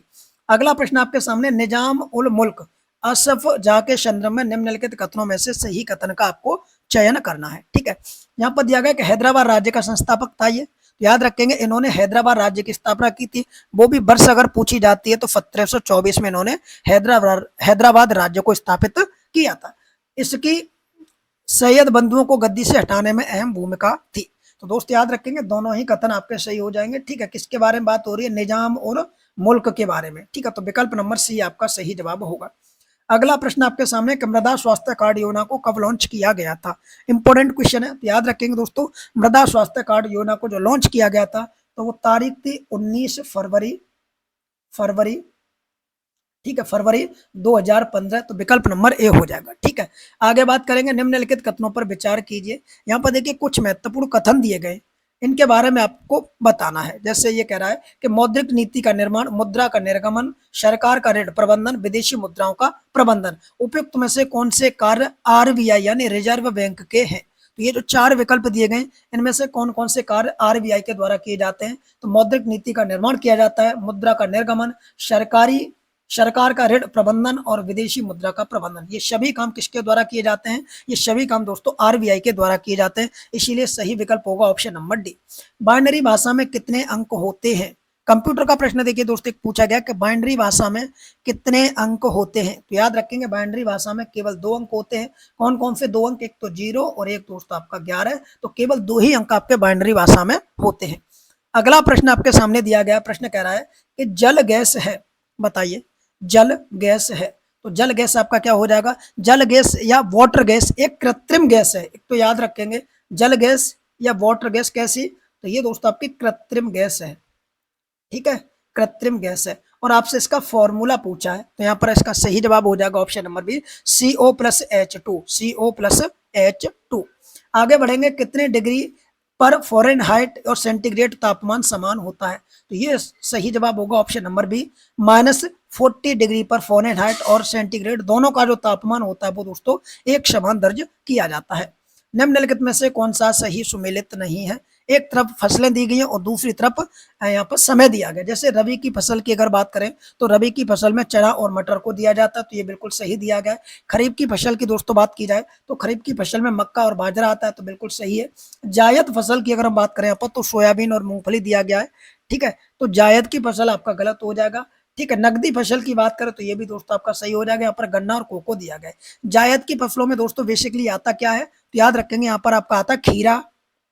ठीक है, खीरा, ककड़ी, तरबूज, खरबूज, ये सारी चीजें आपकी जायद की फसल में आती हैं। तो सही जवाब ऑप्शन नंबर सी होगा। सूची 1 को सूची 2 से सुमेलित कीजिए। एक तरफ विटामिन और दूसरी तरफ फल दिए गए हैं कि कौन से विटामिन में कौन सा फल पाया जाता है। ठीक है, यानी कौन से फल में कौन सा विटामिन पाया जाता है, इस तरीके से होगा। जैसे विटामिन ए की अगर हम बात करें यहाँ पर तो ठीक है, बताना पड़ेगा कि विटामिन ए का संबंध किससे होगा, तो ये दोस्तों आम होगा ना, आम में पाया जाता है। ठीक है, विटामिन बी वन की बात करें तो दोस्तों ये काजू में देखने को मिलेगा। विटामिन बी टू की बात करें तो ये दोस्तों आपको किस में देखने को मिलेगा, वेल में देखने को मिलेगा। और विटामिन सी तो सबको पता है आंवला में पाया जाता है, तो आराम से टिक कर देंगे, विकल्प नंबर डी आपका सही जवाब हो जाएगा। अगला प्रश्न है कि प्रजनन के प्रतिस्थापन स्तर तक पहुंचने के लिए जनसंख्या की कुल प्रजनन दर कितनी होनी चाहिए, तो बताइए जनसंख्या की प्रजनन दर कितनी होनी चाहिए। सही जवाब होगा 2.1%, तो विकल्प नंबर सी आपका सही जवाब होगा। अगला प्रश्न है कि राज्य के राज्यपाल की शक्तियों के संदर्भ में निम्नलिखित कथनों पर विचार कीजिए। यहाँ पर राज्य में राज्यपाल की शक्तियों के बारे में यहाँ पर पूछा गया है। जैसे पहला दिया गया कि राज्यपाल राज्य विधान परिषद में किसी भी सदस्य को मनोनीत नहीं कर सकता है। क्या कहा जा रहा है कि राज्यपाल राज्य विधान परिषद में किसी भी सदस्य को मनोनीत नहीं कर सकता है। दूसरा है, यह राज्य विधान मंडल द्वारा पारित विधेयक को भारत के राष्ट्रपति के विचार के लिए आरक्षित कर सकता है। तो इस प्रकार आपको बताना होगा कि इसका सही जवाब क्या हो जाएगा। पहले तो इसके ऑप्शन की तरफ बढ़ते हैं कि इसका सही जवाब क्या होगा। ठीक है, ऑप्शन की तरफ आते हैं तो पाएंगे कि इसका जो सही जवाब होगा वो ऑप्शन नंबर बी हो जाएगा। ठीक, ऑप्शन नंबर बी हो जाएगा। अगला प्रश्न आपके सामने, निम्नलिखित में से कौन सा एक सही युग्म सुमेलित नहीं है। एक तरफ विषय दिए गए, दूसरी तरफ आपके आर्टिकल दिए गए। अब यहाँ पर देखिए पहला जो विषय दिया हुआ वो कह रहा है केंद्र शासित प्रदेशों के लिए उच्च न्यायालय का गठन। तो ये जो कार्य किया गया है ये आपका अनुच्छेद 200 कितने में दिया गया, 241 में दिया गया, तो ये विकल्प आपका सही है। अंतर राज्य परिषद के बारे में 263 में दिया गया, ये भी सही है। प्रशासनिक न्यायाधिकरण, ये आपका आर्टिकल किस में आता है, प्रशासनिक न्यायाधिकरण, तो ये आर्टिकल आपका देखने में आता है 323A में। क्या आता है, प्रशासनिक न्यायाधिकरण, तो ये आपका गलत हो जाएगा। वित्त आयोग की बात करें तो आर्टिकल 280 में दिया गया, ये भी बिल्कुल सही होगा, तो विकल्प नंबर सी। अगला है कि कोयला के संदर्भ में निम्नलिखित कथनों पर विचार कीजिए। पहला दिया गया कि संचित भंडार की दृष्टि से दामोदर घाटी, यहाँ पर देखिए दिया गया है भारत का सबसे बड़ा कोयला क्षेत्र है। दूसरा कि भारत में कोयले के कुल सिंचित भंडार का 99.5% कोयला गोंडवाना संरचना में पाया जाता है। तो इस प्रकार पहला भी कथन दोस्तों सही दिया गया, दूसरा कथन भी सही दिया गया। सही विकल्प की अगर बात की जाए यहाँ पर तो विकल्प नंबर सी आपका सही जवाब हो जाएगा, क्योंकि दोनों कथन आपके सही है। अगला प्रश्न है कि सूची 1 को सूची 2 से सुमेलित कीजिए। एक तरफ नदियां दी गई है, दूसरी तरफ सहायक नदियां दी गई हैं। पूछा कि कौन सी नदी किसकी सहायक नदी है। जैसे संकोश नदी की बात करें तो संकोश नदी दोस्तों आपकी ब्रह्मपुत्र नदी की सहायक नदी है, तो आप इसको यहाँ लगा देंगे। दुधना नदी की बात करें तो ये दोस्तों गोदावरी नदी की सहायक नदी है, तो आप इसको यहाँ लगा देंगे। दूध गंगा नदी की बात करें तो दूध गंगा नदी आपकी दोस्तों किसकी है, कृष्णा नदी की, तो आप इसका यहाँ हो जाएगा। हमफुदो नदी महानदी की सहायक नदी है, तो इसका विकल्प यहाँ हो जाएगा। इस प्रकार सही विकल्प की अगर बात की जाए तो विकल्प नंबर डी को आप टिक करके आगे बढ़ सकते हैं अगले प्रश्न की तरफ। अगला प्रश्न आपके सामने होगा कि यहाँ पर देखिए दिया गया कि उत्तर प्रदेश की राजकीय भाषा के संदर्भ में निम्नलिखित में से कौन से कथन सही हैं, आपको ये बताना होगा। तो उत्तर प्रदेश की राजकीय भाषा के बारे में पूछा गया है। पहला है कि वर्ष 1950 में देवनागरी लिपि में हिंदी को उत्तर प्रदेश की राजकीय भाषा घोषित किया गया था। तो दोस्तों ये जो कार्य हुआ था 1950 में ना होकर ये कार्य हुआ था 1947 में। तो पहला कथन आपका क्या हो जाएगा, गलत हो जाएगा। वर्ष 1989 में उर्दू को उत्तर प्रदेश की द्वितीय राजकीय भाषा घोषित किया गया, तो यह कथन आपका सही होगा, विकल्प नंबर बी आपका सही जवाब हो जाएगा। तो ये दोनों पॉइंट आपको याद रखने कि उत्तर प्रदेश में हिंदी को देवनागरी भाषा के रूप में कब मान्यता मिली और आपके उर्दू को कब मान्यता दी गई थी। यहाँ पर देखिए एक प्रश्न दिया गया है, प्रश्न आपके सामने है कि वर्ष 2024 में उत्तर प्रदेश के प्रमुख उत्पादन को प्राप्त भौगोलिक संकेत के संदर्भ में कौन सा जोड़ा सही जोड़ा है। एक तरफ भौगोलिक संकेत है, दूसरी तरफ जिला या क्षेत्र दिया गया है। जैसे यहाँ पर दिया गया गोरा पत्थर, तो ये गोरा पत्थर हस्तशिल्प कहाँ का है, तो ये दोस्तों आपका महोबा का है, तो इसका सही जवाब महोबा हो जाएगा। यहाँ पर दिया गया होम फर्निशिंग्स, यहाँ पर इसका सही जवाब क्या हो जाएगा, बागपत हो जाएगा, यानी घरेलू सामान से। ढोलक की बात करें तो ढोलक दोस्तों आप सभी को पता है ढोलक अमरोहा से संबंध रखती है, तो इसका सही जवाब ये हो जाएगा। और तारकशी की बात करें तो इसका संबंध मैनपुरी से हो जाएगा। तो इसी प्रकार इसका सही जवाब हमसे पूछा गया था, तो सही जवाब ऑप्शन नंबर विकल्प के माध्यम से देंगे। केवल दो आपके सही दिए गए, पहला और दूसरा, बाकी 3-4 आपके गलत थे जिनको आप सुमेलित करके याद कर सकते हैं। 2011 की जनगणना के अनुसार कितनी प्रतिशत जनसंख्या गांव में निवास करती है या फिर गांव में रहती है। कितना अच्छा प्रश्न पूछा गया है। तो याद रखेंगे गांव में जो जनसंख्या निवास करती है वो 68.84% निवास करती है। ठीक है, तो याद रखेंगे ऑप्शन नंबर क्या हो जाएगा, सी आपका सही जवाब हो जाएगा। अगला प्रश्न है कि 2011 की जनगणना के अनुसार 0 से 6 आयु वर्ष के बच्चों का लिंगानुपात कितना होगा। तो 0 से 6 आयु वर्ष के बच्चों का अगर लिंगानुपात पूछा है तो यहाँ पर जवाब होगा ऑप्शन नंबर बी 919 व्यक्ति, ठीक है, 919 पुरुष। अगला प्रश्न आपके सामने दिया गया। अगला प्रश्न देखिए क्या कह रहा है कि रामफर फंदी के संदर्भ में निम्नलिखित कथनों पर विचार कीजिए। अब पहले तो ये समझना कि रामफर फंदी कब हुई थी, ठीक है। तो रामफर जो संधि हुई थी दोस्तों वो आपकी 2 फरवरी को हुई थी, 2 फरवरी, और संति 1971। कब थी, 2 फरवरी संति 1971। और जगह कहां पर थी, तो जगह का नाम है ईरान, ठीक है। ईरान का एक शहर है जिसका नाम है रामसर, वहां पर यह सम्मेलन हुआ था। अब आइए ऑप्शन की तरफ बढ़ते हैं। यह आर्द्र भूमि के संरक्षण एवं उसके उपयोग के लिए की गई एक अंतर्राष्ट्रीय संधि थी। सर्वप्रथम भारत के केवलादेव राष्ट्रीय उद्यान और चिल्का झील को इस संधि में शामिल किया गया था। तो पहला कथन भी दोस्तों सही है, दूसरा कथन भी सही है। इसीलिए प्रतिवर्ष 2 फरवरी को रामफर स्थल या फिर आर्द्र भूमि दिवस के रूप में मनाते हैं। तो विकल्प नंबर क्या हो जाएगा, सी आपका सही जवाब हो जाएगा। अगला प्रश्न है कि ग्रीन हाउस गैसों के संदर्भ में निम्नलिखित कथनों पर विचार कीजिए। अब यहाँ पर देखिए पहला कथन दिया गया है कि ग्रीन हाउस गैसें वायुमंडल में उपस्थित तापीय अवरक्त विकिरणों का अवशोषण एवं उत्सर्जन करती है। तो पहला कथन तो आपका सही हो जाएगा। दूसरा, कार्बन डाइऑक्साइड, जलवाष्प तथा मीथेन ग्रीन हाउस गैसें हैं। तो ये भी कथन आपका सही हो जाएगा, ऑप्शन नंबर सी। याद रखना ग्रीन हाउस गैसें कौन कौन सी है, कार्बन डाइऑक्साइड, जलवाष्प और मीथेन, ये आपकी क्या है, ग्रीन हाउस गैसें हैं। अगला प्रश्न आपके सामने, निम्नलिखित में से कौन से आनुवंशिकी रोग हैं। यहाँ पर विकल्प आपके सामने दिए गए, आनुवंशिकी रोग के बारे में आपसे पूछा गया है। जैसे यहाँ पर दिया गया रंजकहीनता, तो ये दोस्तों आपका आनुवंशिकी रोग दिया गया, ठीक है। दूसरा दिया गया यहाँ पर वर्णदंता, तो ये भी आपका आनुवंशिकी रोग है। आगे दिया गया हीमोफीलिया, ये भी आपका आनुवंशिकी रोग है। रतौंधी की बात करो तो आनुवंशिकी रोग नहीं है, ये उम्र बढ़ने के बाद भी हो सकता है, ठीक है। तो इसका सही जवाब होगा ऑप्शन नंबर सी। अगला प्रश्न आपके सामने कि केंद्रीय तंत्रिका तंत्र के संदर्भ में निम्नलिखित कथनों पर विचार कीजिए। यहाँ पर बताना है, यह भी बायोलॉजी का प्रश्न है, केंद्रीय तंत्रिका तंत्र के बारे में। अब पहला कथन कह रहा है कि इसके अंतर्गत मस्तिष्क तथा मेरुरज्ज आते हैं। दूसरा कह रहा है कि यह तंत्र शरीर की सभी क्रियाओं का नियमन और नियंत्रण करता है। तो सही जवाब क्या होगा, पहला भी और दूसरा भी सही जवाब होगा ऑप्शन नंबर सी। तो दोनों कथन याद रखेंगे केंद्रीय तंत्रिका तंत्र के बारे में।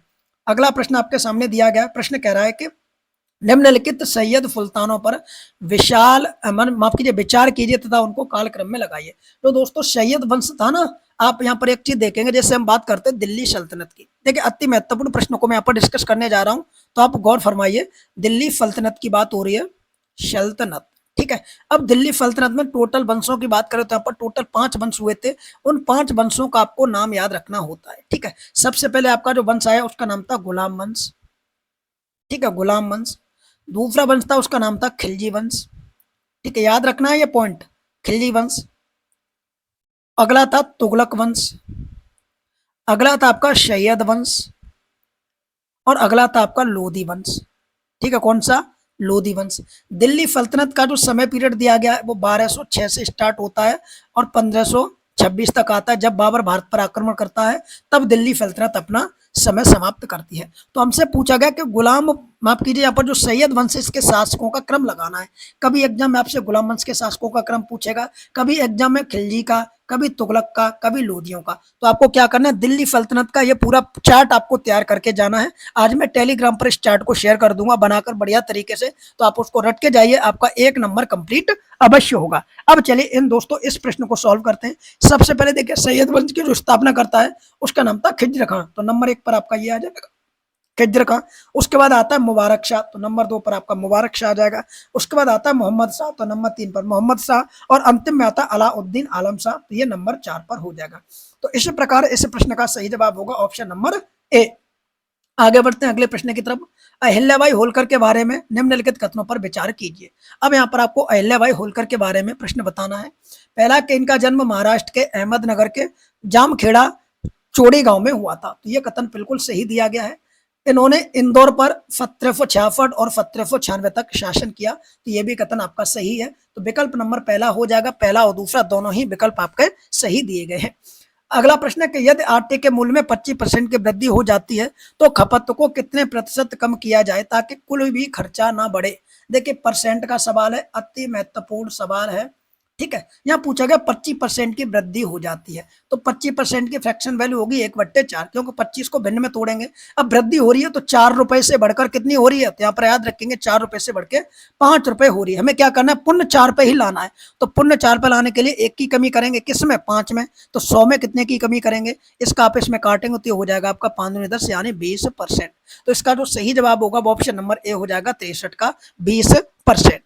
आगे बढ़ेंगे। एक दुकानदार ने 1200 रुपए में एक रेडियो खरीदा, तो याद रखेंगे उसकी जो कॉस्ट प्राइस थी वो कितने रुपए रखी गई है, 1200 रुपए रखी गई। उसने फिर उसे 1440 रुपए में बेच दिया, तो उसका जो सीपी प्राइस है वो कितना है, 1440 रुपए में बेच दिया। बताना कितने परसेंट का लाभ हुआ। तो देखिए 1440 रुपए यानी 1200 की वस्तु 1440 में बेची जा रही है, तो प्रॉफिट कितना हो रहा है। तो याद रखेंगे यहाँ पर जो प्रॉफिट दिया गया दोस्तों, प्रॉफिट वो आपको याद रखना है। यहाँ प्रॉफिट हो जाएगा 240 रुपए का। कितने का प्रॉफिट हो जाएगा दोस्तों, तो आप डायरेक्ट याद रखेंगे यहाँ पर जो प्रॉफिट हो रहा है उसको, वो कितने परसेंट का प्रॉफिट हो रहा है। तो दोस्त याद रखेंगे यहाँ पर जो प्रॉफिट हो रहा है वो 240 रुपए का सीधा सीधा प्रॉफिट हो रहा है। और ये प्रॉफिट किस पर हो रहा है, तो याद रखेंगे क्रय मूल्य अर्थात 1200 रुपए पर हो रहा है। तो 100 पर कितना होगा, 2 शून्य से ये वाले 2 शून्य कट जाएंगे, 12 से काटेंगे, 12 दूनी 24 अर्थात 20%। तो विकल्प नंबर ए आपका सही जवाब हो जाएगा। दोस्तों मैथ मेरा बहुत जबरदस्त है, एक एक प्रश्न में नस तोड़ के सॉल्व करता हूं, देख सकते हैं आप। ठीक है। अगला प्रश्न है कि सिविल सेवा के संदर्भ में निम्नलिखित में से कौन से कथन सत्य हैं, बताइए। पहला विकल्प आपके सामने दिया गया है कि लॉर्ड वेलेजली ने अफसरों के निजी व्यापार करने पर प्रतिबंध लगा दिया था। ठीक है। तो दूसरा प्रश्न है कि लॉर्ड कॉर्नवालिस ने नागरिक सेवा के प्रशिक्षण के लिए कलकत्ता में फोर्ट विलियम कॉलेज की स्थापना की थी। अब दोस्तों इसके ऑप्शन की तरफ बढ़ेंगे और देखते हैं कि कौन कौन से विकल्प आपके सही जाते हैं। याद रखेंगे इसका जो सही विकल्प होगा वो ऑप्शन नंबर दोनों ही गलत हो जाएगा, यानी ना तो पहला सही है ना ही दूसरा सही है। ठीक है। क्योंकि भारत में सिविल सेवा को जो जनक माना जाता है वो लॉर्ड कॉर्नवालिस को माना जाता है। किसको, कॉर्नवालिस को माना जाता है। तो आप याद रख लेना, लॉर्ड कॉर्नवालिस को भारत में सिविल सेवा का जनक माना जाता है। अगला प्रश्न है महलवाड़ी व्यवस्था के संदर्भ में निम्नलिखित कथनों पर विचार कीजिए। ठीक है। प्रश्न नंबर 66 है।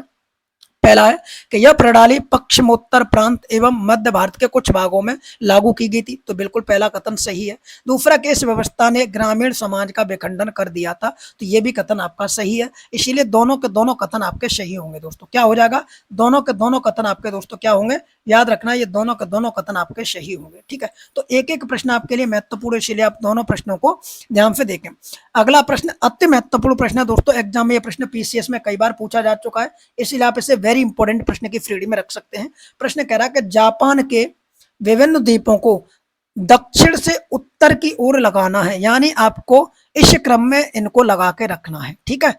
इस क्रम में लगाना है कि ये वाला कौन सा है, ये वाला कौन सा है, ये वाला कौन सा है और ये वाला कौन सा है। बात करें जापान की, तो जापान मुख्यतः 4 द्वीपों पे ही बना हुआ है। जो द्वीप मैंने 4 बनाए हैं उनको आपको क्रम से याद रखना है। ठीक है। चलिए क्रम बताते हैं। सबसे पहले हम बात करेंगे, यहाँ पर देखिए हमसे पूछा गया है कि जापान के द्वीपों का दक्षिण से उत्तर की ओर क्रम लगाना है। तो दक्षिण से उत्तर की ओर क्रम लगाएंगे तो सबसे पहले आपका आएगा देखिए क्यूशू द्वीप। कौन सा आएगा, तो याद रखेंगे सबसे पहले आएगा क्यूशू द्वीप। ठीक है, दक्षिण में। इससे ऊपर जाएंगे तो इससे ऊपर आएगा सिकोकू द्वीप। कौन सा, सिकोकू द्वीप। और इससे थोड़ा ऊपर जाएंगे तो यहाँ पर आपको मिलेगा होन्शु द्वीप। ठीक है, होन्शु द्वीप। और सबसे ऊपर जाएंगे तो यहाँ पर मिलेगा आपको होकेंडो द्वीप, होकेंडो द्वीप। तो ये जापान के 4 मुख्यतः द्वीप हैं जिनको आपको याद रखना है, होकेंडो, होन्शु, सिकोकू और क्यूशू।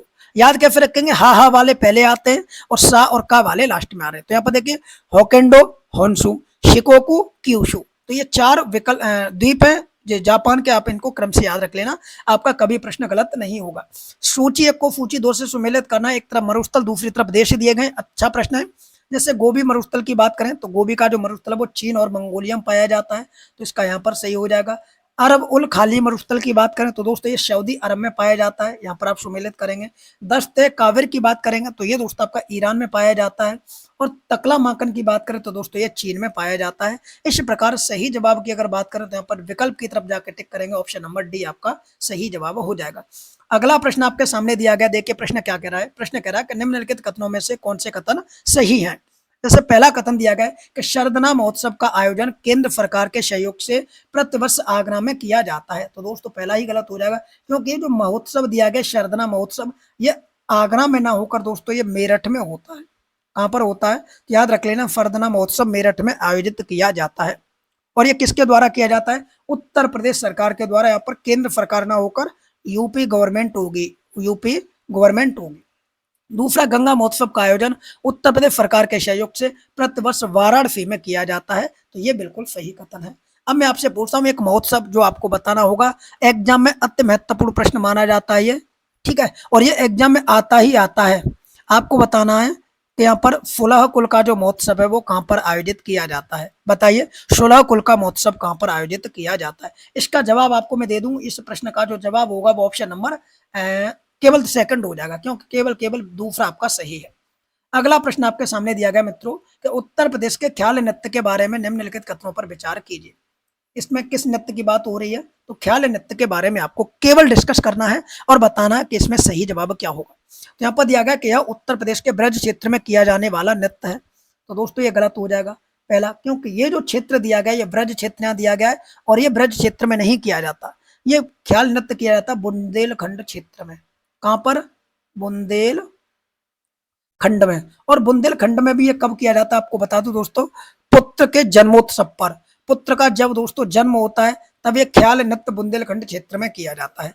दूसरा, इस नृत्य को कागज एवं बांस के बने मंदिरों को सिर पर रखकर किया जाता है। तो ये बिल्कुल सही जवाब है। तो इस प्रकार सही जवाब क्या होगा? केवल ऑप्शन नंबर बी हो जाएगा। ठीक, ऑप्शन नंबर बी हो जाएगा। एक प्रश्न और मैं नृत्य से पूछता हूं, धोबिया नृत्य बताइए।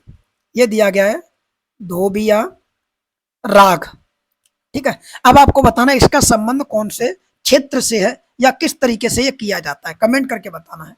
अगला प्रश्न आपके सामने, निर्वाचन आयोग के संदर्भ में निम्नलिखित कथनों पर विचार कीजिए।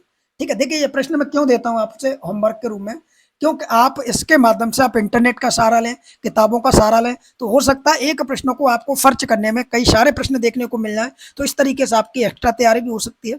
अब बताना निर्वाचन आयोग के बारे में। जैसे आपको दिया गया पहला विकल्प, यह एक संवैधानिक निकाय है। तो बिल्कुल सही बात है, यहाँ तक तो एक संवैधानिक निकाय जिसका उल्लेख अनुच्छेद 334 में किया गया है। तो दोस्तों इसका जो उल्लेख किया गया वो 334 में नहीं किया गया, 324 में किया गया है। इसीलिए पहला कथन क्या हो जाएगा? गलत हो जाएगा।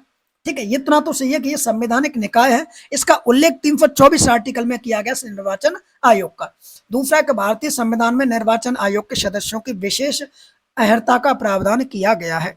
तो दोस्तों एक चीज और मैं बता दूं, इसके बारे में ये भी कथन गलत है, क्योंकि निर्वाचन आयोग के लिए जो योग्यता रखी गई है वो प्रॉपर वही योग्यता है, कौन सी वाली, जो एक न्यायाधीश के लिए रखी जाती है। तो सही जवाब क्या होगा? सही जवाब होगा ऑप्शन नंबर डी, कि दोनों के दोनों कथन आपके क्या दिए गए दोस्तों? गलत कथन दिए गए हैं। अगला प्रश्न, निम्नलिखित में से किस समिति ने पंचायती राज्य को संवैधानिक रूप से मान्यता देने एवं उसके संरक्षण की सिफारिश की थी? ठीक है, तो बताइए इसका सही जवाब क्या होगा? बताइए इसका सही जवाब क्या होगा? दोस्तों 3 दिन से लगातार हमारे यहाँ बारिश हो रही है, तो हो सकता है एक आध वीडियो आपको लेट भी प्रोवाइड हो सकता है, क्योंकि इंटरनेट की बहुत बड़ी दिक्कत है और उससे भी बड़ी दिक्कत है बिजली की। कई सारे लट्टे पेड़ गिरने से टूट चुके हैं, तार टूट चुके हैं। तो इंटरनेट और एक तरीके से विद्युत की जो सप्लाई है वो पूरी तरीके से हमारे क्षेत्र में बंद हो चुकी है। 72 में प्रश्न का सही जवाब आपको बताना है। एक एक करके बात करेंगे। सबसे पहले दिया गया बलवंत राय मेहता समिति। तो बलवंत राय मेहता समिति का जो समय दिया गया वो 1957 दिया गया है। अशोक मेहता समिति की बात करें तो इसका जो दोस्तों समय दिया गया वो 1977 दिया गया है। LM सिंघवी समिति की बात करें तो इसका जो समय दिया गया 1986 दिया गया, क्योंकि कालक्रम में लगाने के लिए दोस्तों आती हैं आपसे। ठीक है, GB समिति की बात करें तो इसका समय 1985 दिया गया है। और हमसे पूछा क्या है 1985 में? पूछा गया मान्यता देने एवं उनके संरक्षण की सिफारिश की थी। तो इसका सही जवाब देखिए, अब विकल्प की तरफ बढ़ते हैं। इनका हमने क्रम देख लिया कौन सा किस तरीके से। अब यहाँ दिया गया कि कौन कौन सी समितियां थी। तो इसका जो सही जवाब होगा दोस्तों यहाँ पर, अच्छा यही विकल्प दिए गए, तो इसका सही जवाब होगा option number C, LM Singhvi. ठीक है, क्यों? यहाँ पर देखिए LM सिंघवी के बारे में पढ़ेंगे। पंचायती राज्य को संवैधानिक रूप से यहाँ पर दिया गया है सिफारिश की थी इन्होंने। पंचायती राज्य को संवैधानिक रूप देने की जो मान्यता दिलवाई थी वो किसने दी थी? LM सिंघवी ने। अशोक मेहता समिति और बलवंत राय मेहता समिति का कार्य क्या था ये भी जान लेते हैं। तो अशोक मेहता समिति ने पंचायती राज स्तर को 3 स्तरों पर बांटा था और अशोक मेहता समिति ने इसको 2 स्तरों पर बांटा था।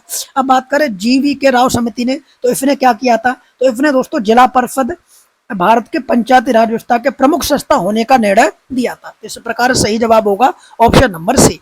इनको क्रम आप याद रखेंगे, इसका समय याद रखेंगे।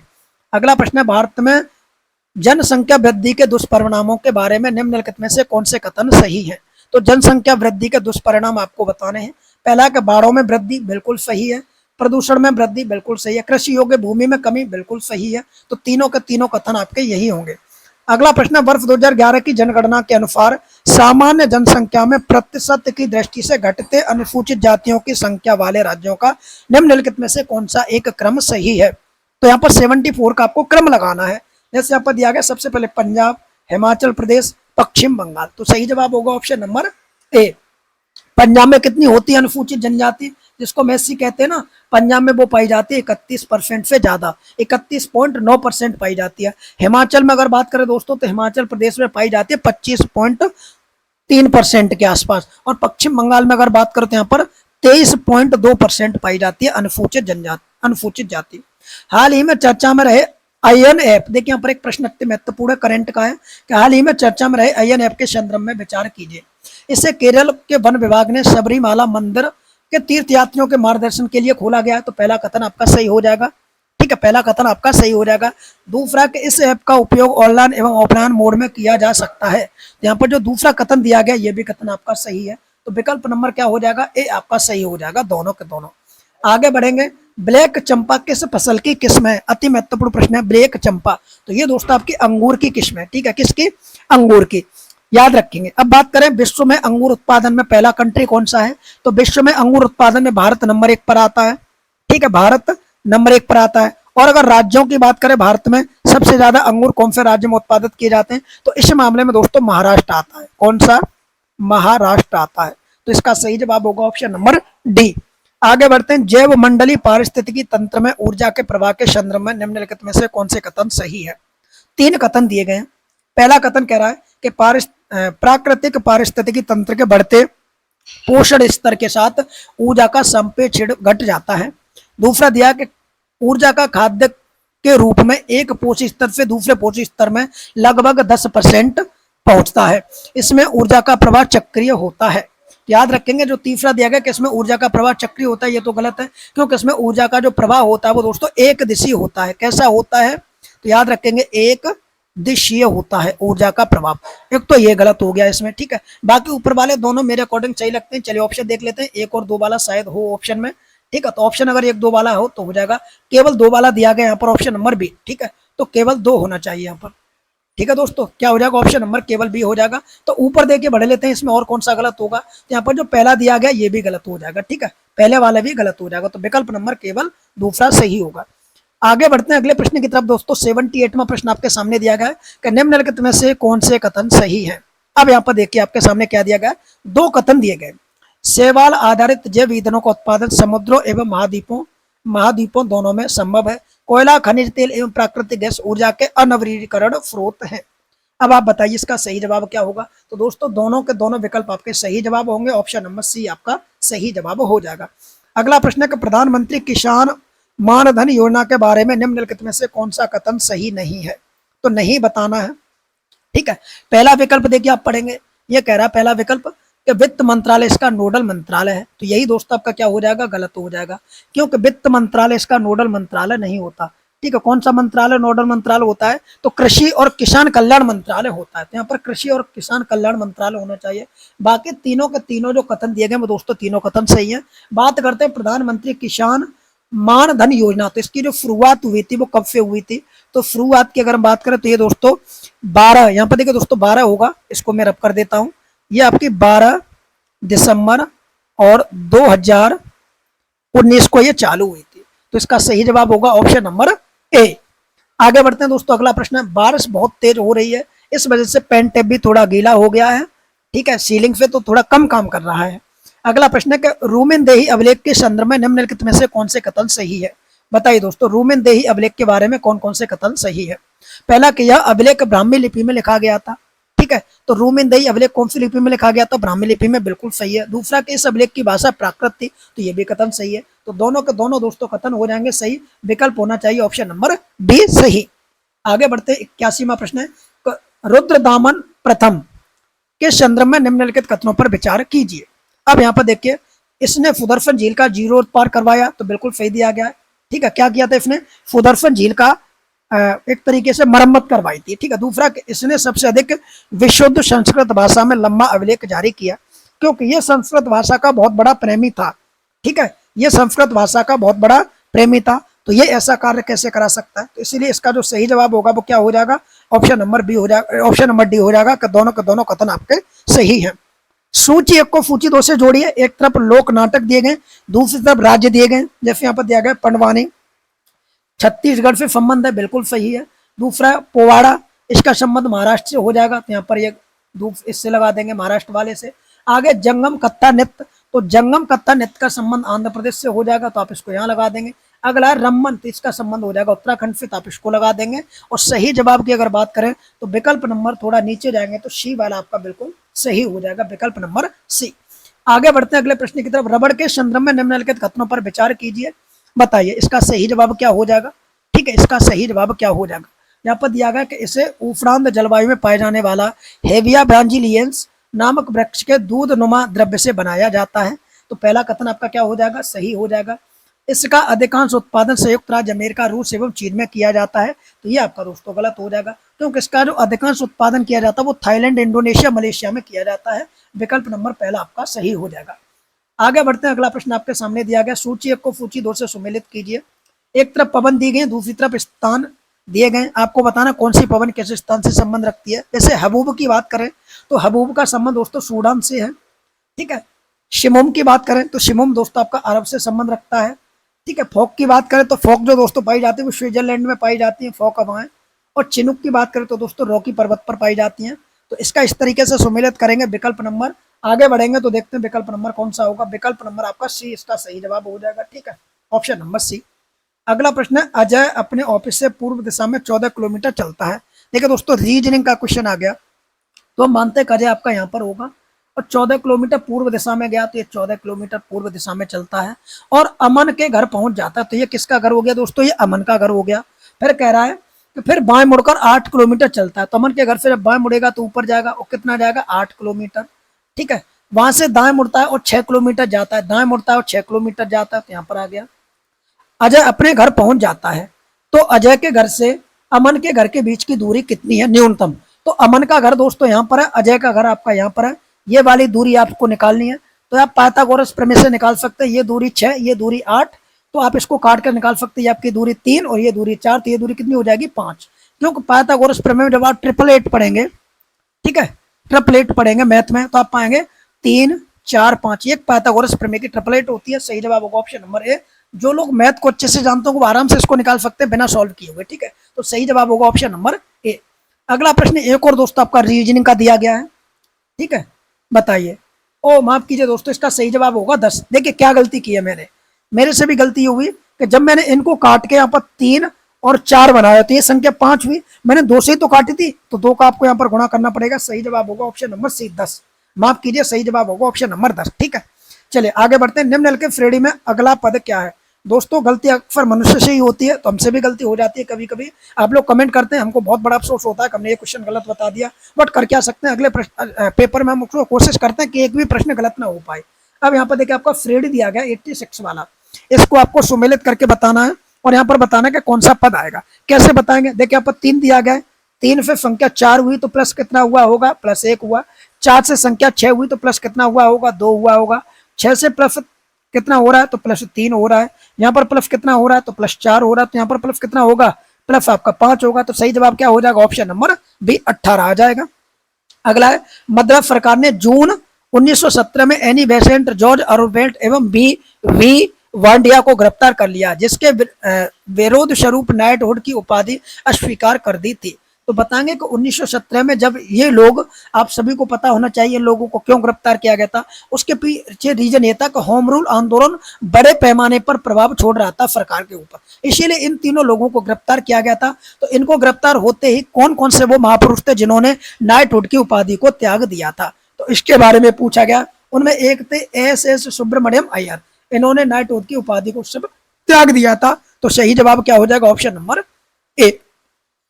अगला प्रश्न है, स्वदेशी और बहिष्कार पहली बार किस घटना के दौरान संघर्ष का विधि के रूप में अपनाए गए थे? तो बता सकते हैं आप ये दोनों कार्य किसके द्वारा किए गए थे, वो कौन सा आंदोलन था? तो याद रखेंगे सही जवाब हो जाएगा बंगाल विभाजन के विरुद्ध स्वदेशी और बहिष्कृत किया गया था। तो सही जवाब ऑप्शन नंबर ए। इसी क्रम में बढ़ते आगे कि सर्वप्रथम किसने प्रति व्यक्ति आय के आधार पर राष्ट्रीय आय का अनुमान लगाया था? तो दोस्तों कई बार एग्जाम में पूछा गया है दादा भाई नेहरूजी ने ये कार्य किया था, तो सही जवाब क्या हो जाएगा? ऑप्शन नंबर ए। ठीक है, आगे बढ़ते हैं अगले प्रश्न की तरफ। अगला प्रश्न आपके सामने दिया गया है कि वक्र थॉर्न के बारे में विचार व्यक्त कीजिए। ठीक है, यहाँ आपको वक्र थॉर्न के बारे में विचार रखने हैं कि यह एक प्रकार की जड़ी बूटी है, तो बिल्कुल सही कथन हो जाएगा। ये एक प्रकार की क्या है दोस्तों? जड़ी बूटी है। ठीक है, दूसरा कह रहा है कि यह एक सुपर फूड है, तो याद रखेंगे ये एक सुपर फूड भी है।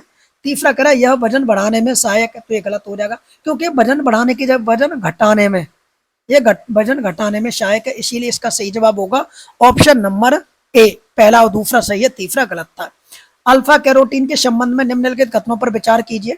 अब आपको बताना है अल्फा कैरोटीन के बारे में। ठीक है, अब यहाँ पर कह रहा है कि यह एक प्रोटीन है, तो बिल्कुल सही है। यह त्वचा में उपस्थित होता है, तो यह भी बिल्कुल सही है, तो सही जवाब हो जाएगा option number C, alpha carotene के बारे में। नीचे दो कथन दिए गए, अभिकथन और कारक के माध्यम से जवाब देना है। अब यहाँ पर देखिए कथन पढ़ेंगे कि ध्वनि तरंगे यांत्रिक तरंगे कहलाती हैं, तो याद रखेंगे दोस्तों ध्वनि तरंगे यांत्रिक तरंगे कहलाती हैं, बिल्कुल सही दिया गया है। ध्वनि तरंगों के संचरण के लिए किसी माध्यम की आवश्यकता नहीं होती, तो याद रखेंगे ध्वनि तरंगों के संचरण के लिए क्या है? माध्यम की आवश्यकता होती है, तो दूसरा क्या हो जाएगा? गलत हो जाएगा। इसीलिए आई ऑप्शन की तरफ बढ़ते हैं, तो देखेंगे पहला सही है, आर गलत है, तो ऑप्शन नंबर डी आपका सही जवाब हो जाएगा। आगे दिया गया कार्बन फुटप्रिंट के संदर्भ में निम्नलिखित कथनों पर विचार कीजिए। अब आपसे पूछा गया जो कार्बन फुटप्रिंट है उसके बारे में आपको जवाब देना है। ठीक है, बताइए। पहला कि इससे तात्पर्य किसी एक संस्था, व्यक्ति या उत्पादन द्वारा किए जाने वाले कुल कार्बन उत्सर्जन है, याद रखेंगे बिल्कुल पहला तो आपका सही दिया गया है। दूसरा, किसी व्यक्ति, संस्था या वस्तु के कार्बन फुटप्रिंट का आंकलन हरित गृह गैसों के उत्सर्जन के आधार पर किया जाता है, तो ये दोस्तों क्या हो जाएगा? गलत हो जाएगा। चलिए आगे बढ़ते हैं अगले प्रश्न की तरफ। अगला प्रश्न आपके सामने दिया गया है। देखिए दोस्तों यहाँ पर जो ये विकल्प दिया गया है ना इसका कि किसी व्यक्ति के संस्था, ये भी विकल्प आपका सही दिया गया, तो दोनों विकल्प दोस्तों सही है 93 का। ठीक है, दोनों के दोनों कथन सही है, ऑप्शन नंबर सी आपका सही जवाब होगा। ठीक है, ऑप्शन नंबर सी आपका सही जवाब होगा। ऑप्शन आइए देखते हैं, ऑप्शन नंबर सी में एक और एक दोनों दिया जा रहा है, तो विकल्प नंबर सी होगा। अगला 2011 की जनगणना के अनुसार बढ़ते शहरी जनसंख्या यानी परसेंट में वाले राज्यों का निम्नलिखित में से कौन सा एक क्रम सही है? यहाँ पर आपको क्रम से लगाना है। ठीक है, तो चलिए लगा लेते हैं इसको क्रम से। सबसे नंबर 1 पर अगर बात करें तो गोवा को रखेंगे, तो नंबर 1 पर गोवा हो गया। नंबर 2 पर अगर बात की जाए तो मिजोरम को रखा जाएगा, तो गोवा के बाद नंबर 2 मिजोरम है नहीं है। नंबर 3 पर तमिलनाडु, तो नंबर 3 तमिलनाडु है। नंबर 4 पर आता है आपका केरल, तो केरल इसमें ऑप्शन में है नहीं है। उसके बाद आता है महाराष्ट्र, तो महाराष्ट्र आपका ऑप्शन में है। सही जवाब क्या हो जाएगा? देखिए हमको क्या लगाना है? क्रम से लगाना है, तो सबसे पहले आएगा आपका देखिए महाराष्ट्र, क्योंकि इनको पलट दीजिए।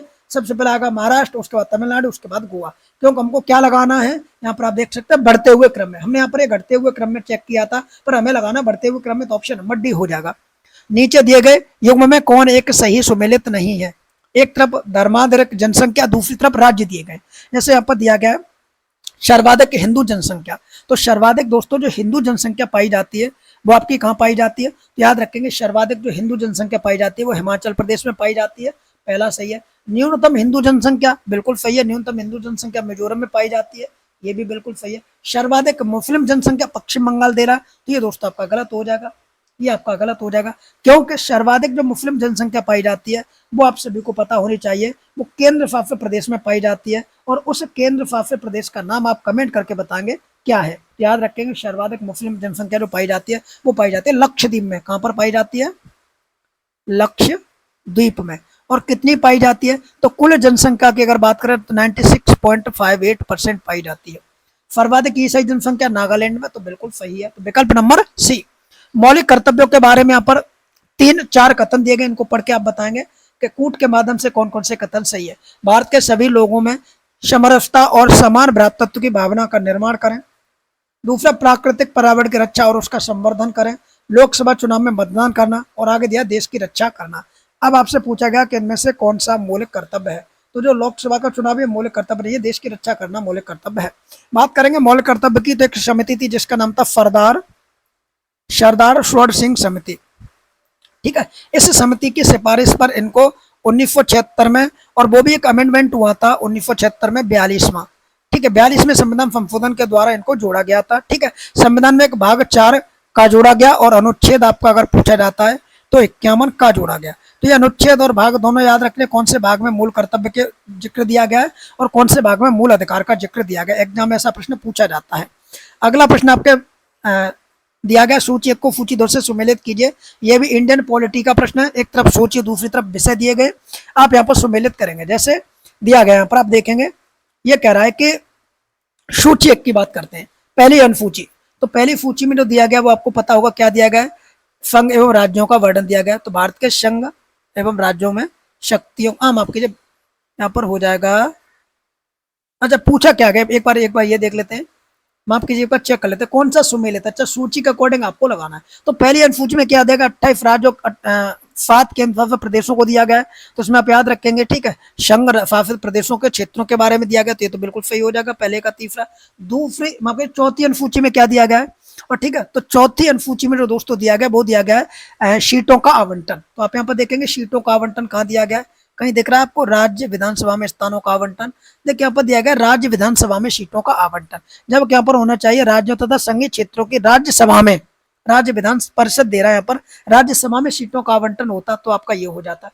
पांचवी अनुसूची की बात करें तो यहाँ पर दिया गया है एससी और एसटी के प्रशासन के बारे में, तो पांचवी अनुसूची को आप यहाँ पर सुमेलित कर देंगे। सातवीं अनुसूची में शक्तियों को विभाजित दिया गया, तो यहाँ पर इसको सुमेलित कर देंगे। तो मेरे को चौथा वाले राज्य विधान परिषद दिया गया है, मेरे को गलत लगता है, ठीक है, यहाँ पर राज्यसभा में सीटों का आवंटन है। अब आगे ये गलत क्वेश्चन है मेरे अकॉर्डिंग, ठीक है, तो ये गलत क्वेश्चन है। अगला, निम्नलिखित में से कौन से देश कैस्पियन सागर की सीमा साझा नहीं करते। यहाँ पर देखिए कैस्पियन सागर के बारे में कई बार एग्जाम में प्रश्न पूछा जाता है, तो आपको यहाँ पर नहीं शब्द का चयन करना है। पहले तो याद रखना कि कैस्पियन सागर एक झील है, क्या ये एक झील है, और कैसी झील है, तो ये आप याद रखेंगे खारे पानी की झील है, खारे पानी की सबसे बड़ी झील है ये, सबसे बड़ी झील है ये, ठीक है, खारे पानी की। अब यहाँ पूछा कौन कौन से देश इसकी सीमा पर नहीं है, ठीक है, तो आप देख लीजिए कौन कौन से देश इसकी सीमा पर नहीं आते। तो याद रखेंगे इनमें से एक तो आपका देश है जिसका नाम है उज्बेकिस्तान, और एक देश है आपका किर्गिस्तान, तो ये दोनों देश इसकी सीमा पर नहीं आते, ठीक है। बाकी कजाकिस्तान, तुर्कमेगिस्तान और उसके बाद बहुत सारे और भी देश हैं, जिनमें आपका तुर्कमेगिस्तान हुआ, ईरान हुआ, ठीक है, अजरबैजान हुआ, रूस हुआ, ये सारे देश आपकी इसकी सीमा पर आते हैं। आगे बढ़ेंगे। 99वां प्रश्न है कि सूची 1 को सूची 2 से सुमेलित कीजिए। एक तरफ मेला और दूसरी तरफ आयोजन स्थल दिए गए हैं। जैसे द्रुपद मेले की बात करें दोस्तों, तो ये वृंदावन में आयोजित होता है, तो आप सबको पता होगा। गोविंद शाही मंदिर की बात मेले की बात करें तो दोस्तों अम्बेडकर नगर से संबंध रखता है। आगे कजली मेले की बात करें तो ये कई बार एग्जाम में पूछा गया है, महोबा से संबंध है। और सैयद फलार मेला बहलाश में लगता है। तो इस प्रकार इसको आप सुमेलित करेंगे। विकल्प की तरफ जाएंगे तो आप चेक कर लेना एक बार विकल्प क्या सेट हो रहा है। विकल्प आपके यहाँ पर दिया गया है, मेरे अकॉर्डिंग विकल्प नंबर सी आपका सही जवाब होगा। एक और प्रश्न देखिए, 100वां रीजनिंग का प्रश्न है। रीजनिंग के प्रश्न आपको पता है कि कम से कम 15 प्रश्न आपके एग्जाम में आना कंपलसरी हो जाएगा, ठीक है। 15 प्रश्न आपके एग्जाम में अक्सर पूछे जाएंगे। यहाँ दिया गया कि संडे जो दिया गया है SUNDAY, इसको हमने इस तरीके से लिखा है, तो आप बताइए फ्राइडे को क्या लिखा जाएगा। तो इस संडे का संबंध आप यहाँ पर लगाइए। जैसे एस कितने पर आता है, तो आपको पता है F 9 पर 19 पर आता है, और 19 में आप +2 करेंगे तो यू कितने पर आता है, 21 में आता है। यू कितने पर आता है, 21 में। 21 में आप जैसे ही +2 करेंगे, आप यहाँ पर लगा लेना, +2 करेंगे तो आपका W आ जाएगा। N 14 पर आता है, इसमें जैसे आप +2 करेंगे तो ये 16 पर आ जाएगा। यानी इन शब्दों में प्रत्येक में +2 करते जाइए और आगे ऐड करते जाइए। जैसे F हमारा, F के बाद क्या आएगा, तो F के बाद जो आता है वो H आता है, ठीक है। F 6 पे आता है, उसके बाद 7, उसके बाद 8, +2 करेंगे तो क्या हो जाएगा 8। R में +2 ऐड करेंगे तो T, I में प्लस ऐड करेंगे तो K, D में प्लस ऐड करेंगे तो आपका F यानी H, A में प्लस ऐड करेंगे C, और Y में प्लस ऐड करेंगे तो आपका क्या हो जाएगा A। तो ये आप देख लीजिए इसका सही जवाब क्या बन रहा है। आप यहाँ पर सुमेलित करेंगे तो पाएंगे इसका जो सही जवाब होगा वो आपका हो जाएगा ऑप्शन नंबर A, ठीक है। अगला प्रश्न है कि बुशमैन जनजाति के संदर्भ में निम्नलिखित कथनों पर विचार कीजिए। अब यहाँ पर बुशमैन जनजाति के बारे में बताना है। पहला है, देखिए पहले तो ये देखते हैं बुशमैन जनजाति। पहला कि यह जनजाति दक्षिण अफ्रीका के नामीबिया मरुस्थल में पाई जाती है। तो याद रखेंगे दोस्तों, ये जो जनजाति है ना, ये कालाहारी मरुस्थल में पाई जाती है। कहाँ पर पाई जाती है, याद रख लेना, कालाहारी मरुस्थल में, ठीक है, कालाहारी मरुस्थल में पाई जाती है। दूसरा दिया गया कि इस जनजाति के लोग शुद्ध शाकाहारी होते हैं। तो ये भी कथन आपका दोस्तों गलत हो जाएगा। पहला तो गलत है, दूसरा भी गलत हो जाएगा, क्योंकि ये जनजाति के लोग शुद्ध शाकाहारी नहीं होते दोस्तों, ये सर्वभक्षी होते हैं, सर्वभक्षी होते हैं, ठीक है। कुछ भी मिल जाए सब खा लेते हैं। तो विकल्प नंबर डी हो जाएगा, दोनों कथन गलत है। अगला प्रश्न है, रेगुलेटिंग एक्ट के संदर्भ में निम्नलिखित कथनों पर विचार कीजिए। यह एक्ट 1773 में पारित हुआ, तो रेगुलेट एक्ट के बारे में किया गया, तो बिल्कुल सही है ये। इसके द्वारा कंपनी के प्रशासनिक ढांचे में परिवर्तन किया गया था, तो याद रखेंगे ये भी कथन आपका बिल्कुल सही हो जाएगा। और इसी रेगुलेटिंग एक्ट 1773 के तहत 1774 में कलकत्ता में एक सुप्रीम कोर्ट की भी स्थापना हुई थी, जिसमें टोटल 4 जज थे। एक जज मुख्य न्यायाधीश हुआ करते थे और 3 अन्य जज हुआ करते थे। तो ये पॉइंट आपको नोट कर लेना है, ठीक है। तो इसका सही जवाब क्या हो जाएगा, ऑप्शन नंबर सी हो जाएगा कि दोनों के दोनों कथन आपके सही थे। अगला, प्रोजेक्ट सशक्त की शुरुआत का उद्देश्य क्या था? तो आपसे पूछा गया कि जो प्रोजेक्ट सशक्त का उसकी शुरुआत का उद्देश्य क्या था। यहाँ दिया गया महिलाओं को आर्थिक रूप से सशक्त बनाना, ठीक है। दूसरा है सूक्ष्म एवं लघु उद्यमियों को सशक्त बनाना। तीसरा है सार्वजनिक अस्पतालों का आधुनिकीकरण करना। और चौथा है एनपीए के बोझ वाले सरकारी बैंकों की बैलेंस शीट सुधारना। तो इसका जो सही जवाब होगा वो ऑप्शन नंबर डी हो जाएगा, ठीक है। एनपीए के बोझ वाली सरकारी बैंकों की बैलेंस शीट को सुधारना, तो विकल्प नंबर डी हो जाएगा। इसी क्रम में अगला प्रश्न दोस्तों आपके सामने दिया गया है। प्रश्न कह रहा है कि यूपीआई 2.0 के बारे में निम्नलिखित कथनों पर विचार कीजिए। अब यूपीआई के बारे में आइए थोड़ा समझते हैं। यूपीआई होता क्या है, तो यूनिफाइड पेमेंट इंटरफेस का उन्नत नया या संस्करण होता है, ठीक है।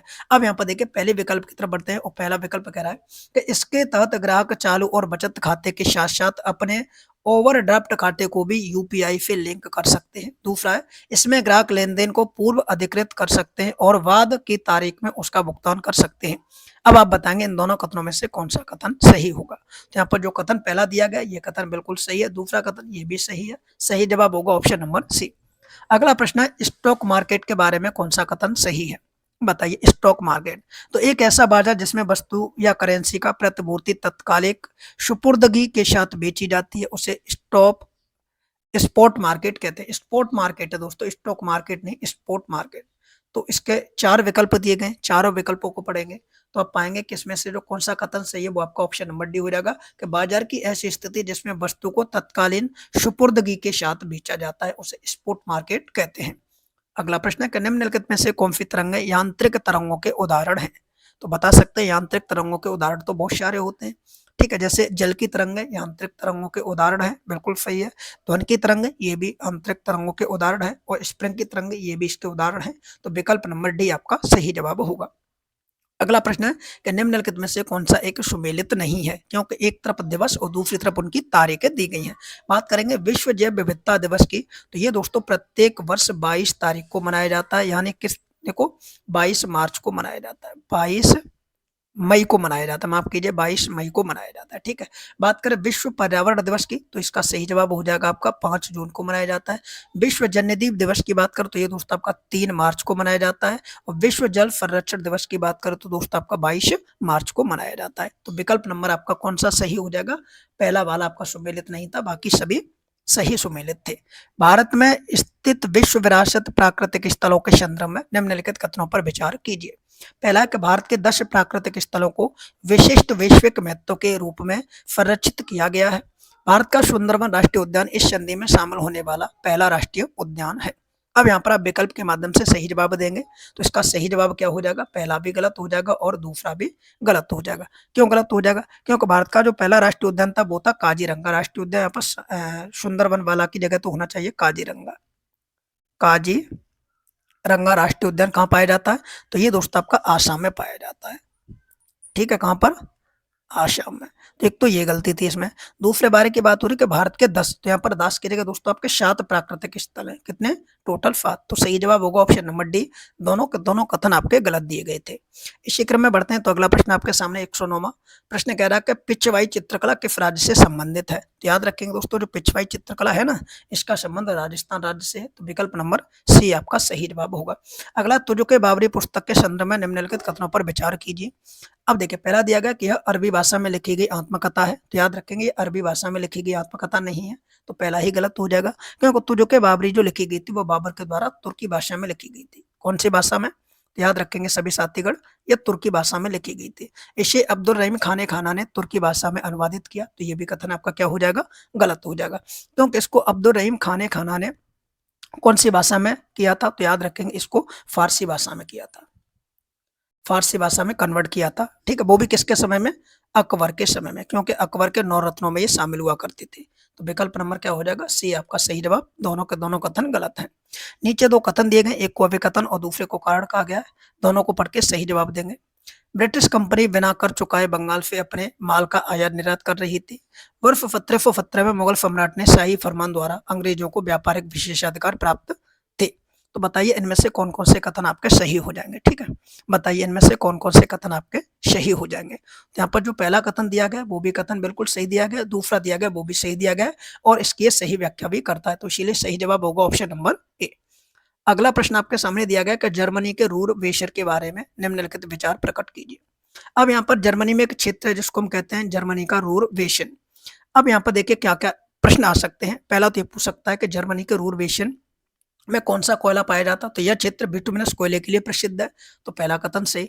यह क्षेत्र राइन नदी के किनारे स्थित है। तो यह कथन आपका गलत हो जाएगा, क्योंकि ये जो रूर बेसिन है, ये नदी अगर पूछी जाती है किस नदी के किनारे बसा हुआ है, तो यहाँ पर आप राइन नदी का प्रयोग नहीं करेंगे, क्योंकि राइन नदी आपकी गलत हो जाएगी। यहाँ पर नदी अगर पूछी जाती है उसका नाम है रूहन। क्या हो जाएगा? रूहन नदी। तो राइन नदी की जगह होना चाहिए रूहन नदी के किनारे ये पाया जाता है। तो इसीलिए इसका सही जवाब होगा केवल विकल्प पहला। 113वां प्रश्न आपके सामने दिया गया। प्रश्न कह रहा है कि मौलिक अधिकारों के संदर्भ में निम्नलिखित कथनों पर विचार कीजिए। ये अधिकार राज्य के प्राधिकार को विस्तृत करते हैं। ये अधिकार नागरिकों या व्यक्तियों को विशेष सुविधा प्रदान करते हैं। तो अब बताइए कौन कौन से कथन सही हैं। तो पहला कथन गलत हो जाएगा। ये अधिकार नागरिकों और व्यक्तियों को विशेष सुविधा प्रदान करते हैं, ये कथन बिल्कुल सही है। दूसरा कथन बिल्कुल सही है, तो विकल्प नंबर बी होगा। आगे बढ़ते हैं। अगला प्रश्न, उत्तर प्रदेश में पाई जाने वाली परवा पड़वा मृदा के संदर्भ में निम्नलिखित कथनों पर विचार कीजिए। अब देखिए उत्तर प्रदेश में जो मिट्टी पाई जाती है पड़वा या परवा, इस मिट्टी के बारे में 2 प्रश्न आपसे पूछे जाएंगे। पहला है कि यह हल्के लाल भूरे रंग की बलुई दोमट मृदा होती है। तो ये बिल्कुल सही है, हल्के लाल रंग के बलुई दोमट मृदा होती है। यह उत्तर प्रदेश के मिर्जापुर, सोनभद्र, चंदौली में पाई जाती है। तो ये आपका गलत हो जाएगा, क्योंकि इसका जो क्षेत्र विशेष कर दिया गया है वो आपका ये वाला क्षेत्र नहीं है। मिर्जापुर, सोनभद्र और चंदौली क्षेत्र नहीं होता। इसका जो क्षेत्र दिया जाता है एक तो आपका हमीरपुर है, हमीरपुर यहाँ पर होना चाहिए, और हमीरपुर के बगल में ही एक आपका जालौन। ठीक है, जालौन, ये दोनों क्षेत्र होते। तो ये विकल्प आपका सही होता, इसीलिए विकल्प पहला सही होगा। आगे बढ़ जाते हैं। अगला प्रश्न है कि भारत का मान्यवादी के संबंध में निम्नलिखित विचारों को प्रकट कीजिए। भारत का मान्यवादी संसद एवं मंत्रिमंडल का स्थायी सदस्य होता है। देखिए प्रश्न क्या घुमा के दे रहा है कि भारत का मान्यवादी संसद एवं मंत्रिमंडल का स्थायी सदस्य होता है। तो याद रखेंगे यह ना तो संसद का सदस्य होता है और ना ही मंत्रिमंडल का। तो इसका पहला कथन आपका क्या हो जाएगा? गलत। यह संसद के किसी भी सदन में अथवा उनकी समितियों में बोल या कार्रवाई में भाग ले सकता है। तो दूसरा आपका सही हो जाएगा। इसलिए इसका जो सही जवाब होगा वो क्या होगा? ऑप्शन नंबर बी हो जाएगा, केवल दूसरा। ठीक है, इसकी नियुक्ति राष्ट्रपति के द्वारा की जाती है। ये पॉइंट आपको नोट करना होगा। किसने आर्थिक विकास को गरीबी के विरुद्ध लड़ाई कहा था? बताइए, गरीबी के विरुद्ध या गरीबों के विरुद्ध लड़ाई कहा था? तो सही जवाब हो जाएगा यहाँ पर ऑप्शन नंबर सी। ठीक है, ऑप्शन नंबर सी, महबूब उल हक। तो ऑप्शन नंबर सी आपका सही जवाब हो जाएगा। गरीबों के विरुद्ध लड़ाई के लिए इन्होंने परिभाषित किया था इसको। तो सही जवाब ऑप्शन नंबर सी। एक प्रश्न और पूछा जाता है कि इंदिरा गांधी ने, तो इंदिरा गांधी दोस्तों गरीबी हटाओ का नारा दिया। ठीक है, इन्होंने एक नारा दिया था गरीबी हटाओ। और नरेंद्र मोदी की बात करें तो इन्होंने एक नारा दिया था आत्मनिर्भर भारत। पूछा जा सकता है आत्मनिर्भर भारत का नारा किसने दिया था? तो याद रख लेना, माननीय प्रधानमंत्री नरेंद्र मोदी जी ने। ठीक है, तो विकल्प नंबर क्या होगा? Option number C. अगला प्रश्न आपके सामने है कि मौर्यकालीन प्रशासन के संदर्भ में निम्नलिखित कथनों पर विचार कीजिए। ठीक है, पहला कथन है कि राजधानी पाटलिपुत्र का प्रशासन 6 समितियों में बटा हुआ था। तो ये बिल्कुल सही है, क्योंकि मौर्य काल की जो राजधानी थी पाटलिपुत्र, उसका प्रशासन 6 समितियों में बटा हुआ होता था। दूसरा कि प्रत्येक समिति में 5-5 सदस्य होते थे। तो ये भी कथन बिल्कुल सही है कि प्रत्येक समिति में कितने 5-5 सदस्य होते थे। तो option number C, option number A आपका सही जवाब हो जाएगा। ठीक है, ऑप्शन नंबर ए। आगे बढ़ेंगे। ब्रिटिश कंपनी के संदर्भ में निम्नलिखित कथनों पर विचार कीजिए। अंग्रेजों ने दक्षिण भारत में अपनी पहली फैक्ट्री मसूलीपट्टनम में स्थापित की। दूसरा का वर्ष 1551 में कंपनी को हुगली नगर में व्यापार की इजाजत मिल गई।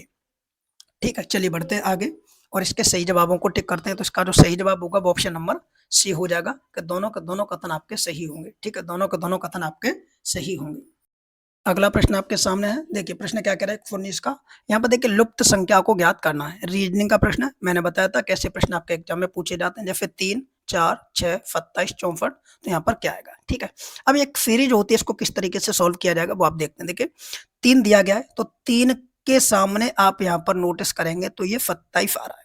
4 के सामने आप देखेंगे तो 64 आ रहा है, तो यहाँ पर ये चीज आ रही है। तो 3 का आप क्या करेंगे क्यू, तो 3 का क्यू 27, 4 का क्यू करेंगे तो 64। इसी प्रकार से अगर आप 6 का क्यू करते हैं तो ये हो जाएगा 216। तो ऑप्शन नंबर सी आपका सही जवाब हो जाएगा, ठीक है, 216। अगला प्रश्न आपके सामने दिया गया, देखिए प्रश्न कह रहा है कि व्हाइट लेबल एटीएम के बारे में निम्नलिखित में से कौन सा कथन सही है। ये प्रश्न कल वाले भी एसटी में आया था कि व्हाइट लेबल एटीएम, तो हमने आपको बताया था कि व्हाइट लेबल एटीएम क्या होता है, इसका वास्तविक स्वामित्व गैर सरकारी वित्तीय संस्था के पास होता है, तो ये कथन बिल्कुल सही है। ऐसे एटीएम में किसी प्रकार का लोगो नहीं होता, तो ये भी कथन सही है। इस एटीएम मशीन में ब्लैक की कोई ब्रांडिंग नहीं होती, तो ये भी कथन बिल्कुल सही है। ऑप्शन नंबर डी आपका सही जवाब हो जाएगा, ठीक है, तो ऑप्शन नंबर डी। अगला प्रश्न आपके सामने दिया गया, प्रश्न कह रहा है कि प्रधानमंत्री आदर्श ग्राम योजना के बारे में निम्नलिखित में से कौन सा एक कथन सही है।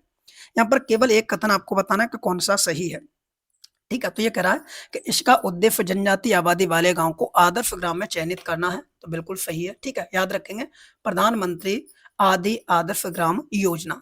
आगे बढ़ेंगे, अगला प्रश्न आपके सामने कि पृथ्वी का पलायन वेग है, अति महत्वपूर्ण प्रश्न है कि पृथ्वी का पलायन वेग कितना है। तो आप याद रखेंगे दोस्तों, पृथ्वी का जो पलायन वेग दिया गया है वो दिया गया 11.2 किलोमीटर प्रति सेकंड, तो विकल्प नंबर बी। अगला प्रश्न है कि निम्नलिखित में से कौन सा गुण ठोस पदार्थ में पाया जाता है। तो याद रखेंगे इनमें से जो ठोस पदार्थ में पाया जाता है वो प्रत्यास्थता होती है, तो विकल्प नंबर डी, ठीक है। वही अगर आपसे पूछा जाता है गैस में क्या पाया जाता है, बताइए गैस में क्या पाया जाता है, तो याद रखेंगे गैस में जो पाया जाता है वो होता है वायुमंडलीय, ठीक है, वायुमंडलीय। अगला प्रश्न है, नीचे 2 कथन दिए गए, एक अभिकथन और दूसरा कार्ड है, दोनों को पढ़ के सही विकल्प का चयन करेंगे कि मरुस्थलीय पौधे का जड़ तंत्र भूमि में अत्यधिक गहराई तक विस्तृत होता है। कारण है कि मरुस्थलीय पौधे में जल अत्यधिक गहराई में पाया जाता है। तो अब आप बता सकते हैं कि इसका सही जवाब क्या होगा। तो जो पहला दिया गया कि मरुस्थलीय पौधों का जड़ तंत्र भूमि में अत्यधिक गहराई तक होता है और मरुस्थलीय भूमि में जल अत्यधिक गहराई में पाया जाता है, दोनों के दोनों कथन आपके क्या हैं, सही पाए जाते हैं। अगला प्रश्न आपके सामने दिया गया है, अगला प्रश्न कह रहा है कि निम्नलिखित में से कौन सी गैस ओजोन परत के क्षरण के लिए उत्तरदायी है। पूछा गया कि ओजोन परत के क्षरण के लिए उत्तरदायी है, तो दोस्तों सबको ये पता होना चाहिए CFC, जिसको हम क्लोरोफ्लोरोकार्बन के नाम से जानते हैं, तो विकल्प नंबर डी आपका सही जवाब हो जाएगा। अब ये पूछा जाता है कि इस गैस की जो खोज की गई थी वो कब की गई थी, तो याद रख लेना 1985 में सबसे पहले इसका अनुमान लगाया गया था कि ये स्ट्रेटोस्फीयर की मदद से अटलांटिक के ऊपर छिद्र बना चुकी है। अगला, सरल आवर्त गति वाला पिंड जब अपनी मध्यम स्थिति से गुजरता है तो क्या करता है। तो याद रखेंगे उस पर कोई बल कार्य नहीं करता है, उसका त्वरण शून्य होता है और वेग अधिक होता है, तो विकल्प नंबर डी हो जाएगा। अगला प्रश्न है, यदि किसी चश्मे के लेंस की पावर 4 डायोप्टर हो तो उसकी फोकस दूरी क्या होगी। ठीक है, जैसे कहते हैं ना 2 नंबर का चश्मा है, 3 नंबर का चश्मा है, तो इसी प्रकार हमसे पूछा गया कि अगर उसका लेंस +4 डायोप्टर का हो तो फोकस दूरी क्या होगी। तो याद रखना उसकी जो फोकस दूरी होगी वो 25 सेमी होगी, यानी उसको 25 सेंटीमीटर से या 25 सेमी का वो क्लियर तरीके से देख सकता है। अगला प्रश्न है, उत्तर प्रदेश में स्थित भारतेंदु नाटक अकादमी के बारे में निम्नलिखित में से कौन से कथन सही है। अच्छा प्रश्न है, एग्जाम में पूछा जाता है कि इसकी जो स्थापना हुई थी वो कब हुई थी। तो याद रखेंगे ये गलत दिया गया पहला, ठीक है, क्योंकि इसकी जो स्थापना होती है वो कब होती है 1975 में, और इसका जो हेड क्वार्टर दिया गया ये भी गलत है, वो आपका कहाँ दिया गया, लखनऊ में। तो ये दोनों विकल्प आपके गलत दिए गए, ठीक है, याद रख लेना कि स्थापना कब होती है 1975 और हेड क्वार्टर यहाँ पर इसकी अकादमी के जो क्षेत्र है वो कहाँ पर है, लखनऊ में। तो दोनों के दोनों कथन गलत है, ऑप्शन नंबर डी। अगला प्रश्न आपके सामने, एक तरफ अनुच्छेद दिए गए, दूसरी तरफ विषय दी गई है, आपसे पूछा गया कि कौन सा सही नहीं है। तो यहाँ पर एक एक करके सुमेलित करेंगे। आर्टिकल 124 की अगर बात, यहाँ पर 214 दिया गया दोस्तों, ठीक है, अनुच्छेद 214। तो अनुच्छेद 214 कह रहा है कि उच्चतम न्यायालय की स्थापना, तो पहला ही आपका गलत हो जाएगा, पहला ही गलत हो जाएगा, क्योंकि अनुच्छेद 214 में नहीं है, 200 किसमें, तो याद रखेंगे 124 में दिया गया, किसमें, 124 कहता है कि उच्चतम न्यायालय की स्थापना। बाकी सारे के सारे आर्टिकल आपके सही दिए गए, आप इनको एक बार पढ़ लेना क्योंकि इंपोर्टेंट आर्टिकल है। आगे बढ़ते हैं, अगला प्रश्न आपके सामने दिया गया कि माध्यवक्ता के बारे में निम्नलिखित कथनों पर विचार कीजिए। तो पहला जो कथन कह रहा है माध्यवक्ता के बारे में, वो कह रहा है कि प्रत्येक राज्य का राज्यपाल उच्च न्यायालय का न्यायाधीश बनने की योग्यता धारण करने वाले व्यक्ति को महाधिवक्ता नियुक्त करता है। दूसरा, भारत में महाधिवक्ता का कार्यकाल संविधान में 5 वर्ष निर्धारित किया गया है। तो याद रखेंगे कि जो महाधिवक्ता के बारे में जो कथन पहला दिया गया ये तो बिल्कुल सही दिया गया, दूसरा जो कथन दिया गया वो गलत दिया गया, क्योंकि कार्यकाल 5 वर्ष का दिया गया ये गलत है। जब तक राज्यपाल चाहेगा तब तक वो अपने पद पर रहता है, इसीलिए उसका कार्यकाल कोई निश्चित नहीं दिया गया। विकल्प नंबर क्या हो जाएगा, ऑप्शन नंबर ए आपका सही जवाब हो जाएगा। अगला प्रश्न है कि 2011 की जनगणना के अनुसार घटते शहरी जनसंख्या वाले राज्यों को क्रम में व्यवस्थित कीजिए। यहाँ पर आपको घटते हुए क्रम में लगाना है, इसका सही जवाब आपको बताना होगा। देखिए सबसे कम नागालैंड, उसके बाद अरुणाचल प्रदेश, उसके बाद सिक्किम, तो विकल्प नंबर डी। मालथस के जनसंख्या सिद्धांत के बारे में बताना, यूपीपीसीएस 2023 का ये प्रश्न है, मालथस के जनसंख्या सिद्धांत के बारे में, तो इसका सही जवाब आपको बताना होगा। ठीक है, मालथस ने जो ये सिद्धांत देता है, इनकी पुस्तक थी जिसका नाम आपको मैं बता दूंगा, इनकी पुस्तक का नाम, इन्होंने ये पुस्तक 1978 में लॉन्च की थी और पुस्तक का नाम था an essay on the principle of the population, यानी अपना जो जनसंख्या सिद्धांत दिया था वो इसी पुस्तक में इन्होंने छापा था। तो इसकी डेट आप याद रखेंगे 1978 में। अब देखिए इसके दो विकल्प दिए गए, पहला कह रहा है कि किसी भी क्षेत्र में जनसंख्या की वृद्धि समांतर श्रेणी में होती है, दूसरा कह रहा है कि जीविकोपार्जन के साधन गुणोत्तर श्रेणी में वृद्धि करते हैं या होती है। तो अब बताइए इसका सही जवाब क्या होगा। तो पहला भी यहाँ पर गलत दिया गया, दूसरा भी गलत दिया गया। आप याद रख लेना इन्होंने सिद्धांत कब दिया, तो विकल्प नंबर 1978 आप टिक कर देना, ऑप्शन नंबर डी होगा। मेथेनॉल डीजल 15 ईंधन के संदर्भ में निम्नलिखित में से कौन से कथन सही है। आप बता सकते हैं, 133वां प्रश्न है, कौन कौन से कथन सही है। ठीक है, तो पहला कथन दिया गया कि इस लागत प्रभावी मिश्रित ईंधन को भारत सरकार ने मेथनॉल मिशन के तहत विकसित किया है, तो पहला तो सही हो जाएगा। इसको विकसित करने का उद्देश्य भारतीय रेलवे की डीजल पर निर्भरता को कम करना है, तो ये भी सही हो जाएगा, विकल्प नंबर सी। इसी क्रम में अगला प्रश्न आपके सामने दिया गया 134वां के नगरीय संकुलन के बारे में निम्नलिखित कथनों पर विचार कीजिए। ठीक है, पहला कह रहा है कि नगरीय संकुलन में एक वैधानिक नगर होता है, तो ये बिल्कुल सही है। नगरीय संकुलन की जनसंख्या कम से कम 20,000 होती है, तो ये भी बिल्कुल सही है, तो दोनों विकल्प सही है। अगला, एक तरफ राज्य दूसरी तरफ साक्षरता दिया गया, पूछा कि कौन सा एक सही सुमेलित नहीं है। केरल की साक्षरता की अगर हम बात करते हैं दोस्तों यहाँ पर, तो आप सभी को पता है कि केरल की जो साक्षरता है वो सबसे उच्च कोटि पर है, तो केरल तो बिल्कुल सही हो जाएगा इसका सही जवाब। दूसरा लक्षद्वीप, ये भी सही है। मिजोरम, ये भी सही है। गोवा आपका गलत हो जाएगा, क्योंकि गोवा की जो साक्षरता दी गई है वो आपकी 90% ना देकर 88.7% दी गई है, तो विकल्प नंबर डी। अगला प्रश्न आपके सामने कि सूची 1 को सूची 2 से सुमेलित कीजिए। एक तरफ राष्ट्रीय उद्यान दिए गए, दूसरी तरफ राज्य दिया गया है, बताइए कौन सा राष्ट्रीय उद्यान कौन से राज्य से सुमेलित है। जैसे दुधवा की बात करें तो दुधवा राष्ट्रीय उद्यान उत्तर प्रदेश के लखीमपुर खीरी में जुड़ा हुआ है, तो पहला गलत हो जाएगा। कान्हा की बात करें दोस्तों तो कान्हा मध्य प्रदेश में, अच्छा सुमेलित करना विकल्प नहीं दोस्तों। देखिए दुधवा की बात करें तो उत्तर प्रदेश से हो जाएगा, कान्हा की बात करें तो मध्य प्रदेश से हो जाएगा, इंद्रावती की बात करें तो छत्तीसगढ़ से, और केबुल लामजाओ की बात करें तो मणिपुर से। तो इस प्रकार इसका सही जवाब पूछा गया, तो ऑप्शन नंबर ए हो जाएगा। ठीक है, आगे बढ़ते हैं। अगला प्रश्न आपके सामने कि दलहन फसल के संदर्भ में निम्नलिखित कथनों पर विचार कीजिए। भारत का विश्व में दलहन उत्पादन में प्रथम स्थान है, ये आपको बताना क्या ये सही विकल्प दिया गया है, तो आप कहेंगे बिल्कुल सही है। भारत का विश्व में दलहन उत्पादन में कौन सा स्थान है, प्रथम स्थान है।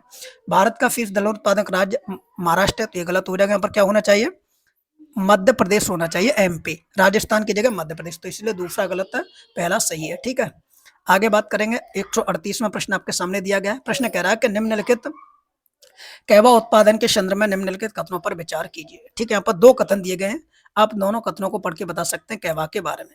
कहवा एक छायादार पौधा होता है जिसे 25 से 38 डिग्री औसत तापमान और 70 से 100 डिग्री औसत वार्षिक वर्षा की आवश्यकता होती है। तो ये जो पहला कथन दिया गया है ये बिल्कुल कैसा दिया गया, आपका गलत कथन दिया गया है।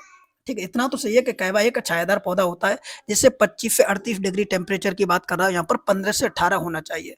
15 से कितना होना चाहिए, 18 डिग्री टेम्परेचर होना चाहिए। और वर्षा की अगर बात करें दोस्तों तो वर्षा 150 से लेकर 250 सेंटीमीटर होनी चाहिए। अगला कि भारत में कहवा का सर्वाधिक उत्पादन कर्नाटक में किया जाता है, तो दूसरा कथन केवल सही है। इसका सही जवाब क्या हो जाएगा, ऑप्शन नंबर सी। वर्ष 2011 की जनगणना के अनुसार न्यूनतम लिंगानुपात किस प्रदेश का है, तो याद रखेंगे सबसे कम लिंगानुपात दमनदीप का है। और लिंगानुपात अगर आपसे पूछा जाता है कि दमनदीप का कितना, तो 618 हो जाएगा। ठीक है, अगला अबोसा मोटला क्या है, अबोस मोटला क्या है, तो याद रखेंगे दोस्तों अबोस मोटला क्या है, मीठे पानी की एक मछली है। और ये कहाँ देखने को मिली है, तो याद रखेंगे महानदी में। ठीक है, महानदी में ये मीठे पानी की मछली हमें देखने को मिली है, तो इसका सही जवाब होगा ऑप्शन नंबर डी। तो टोटल दोस्तों हमने 140 प्रश्नों को कवर किया है। कैसे लगे 140 प्रश्न, आप लोग कमेंट करके बताएंगे और ये भी बताएंगे कि आपने इन प्रश्नों में से कितने प्रश्नों का सही जवाब दिया। कमेंट करते रहिए, लाइक करते रहिए, वीडियो को शेयर कीजिए। अगर पहली बार जुड़े तो चैनल को सब्सक्राइब कीजिए। पीडीएफ के लिए टेलीग्राम ग्रुप को ज्वाइन कर लीजिए, जिसका लिंक हमने डिस्क्रिप्शन में पिन कर रखा है। अगर नहीं मिलता लिंक तो आप कमेंट बॉक्स में कमेंट कीजिए, आपको वहां पर लिंक प्रोवाइड कराया जाएगा। आप टेलीग्राम ज्वाइन करके भी इसका पीडीएफ ले सकते हैं। Thank you. जय हिंद, जय भारत।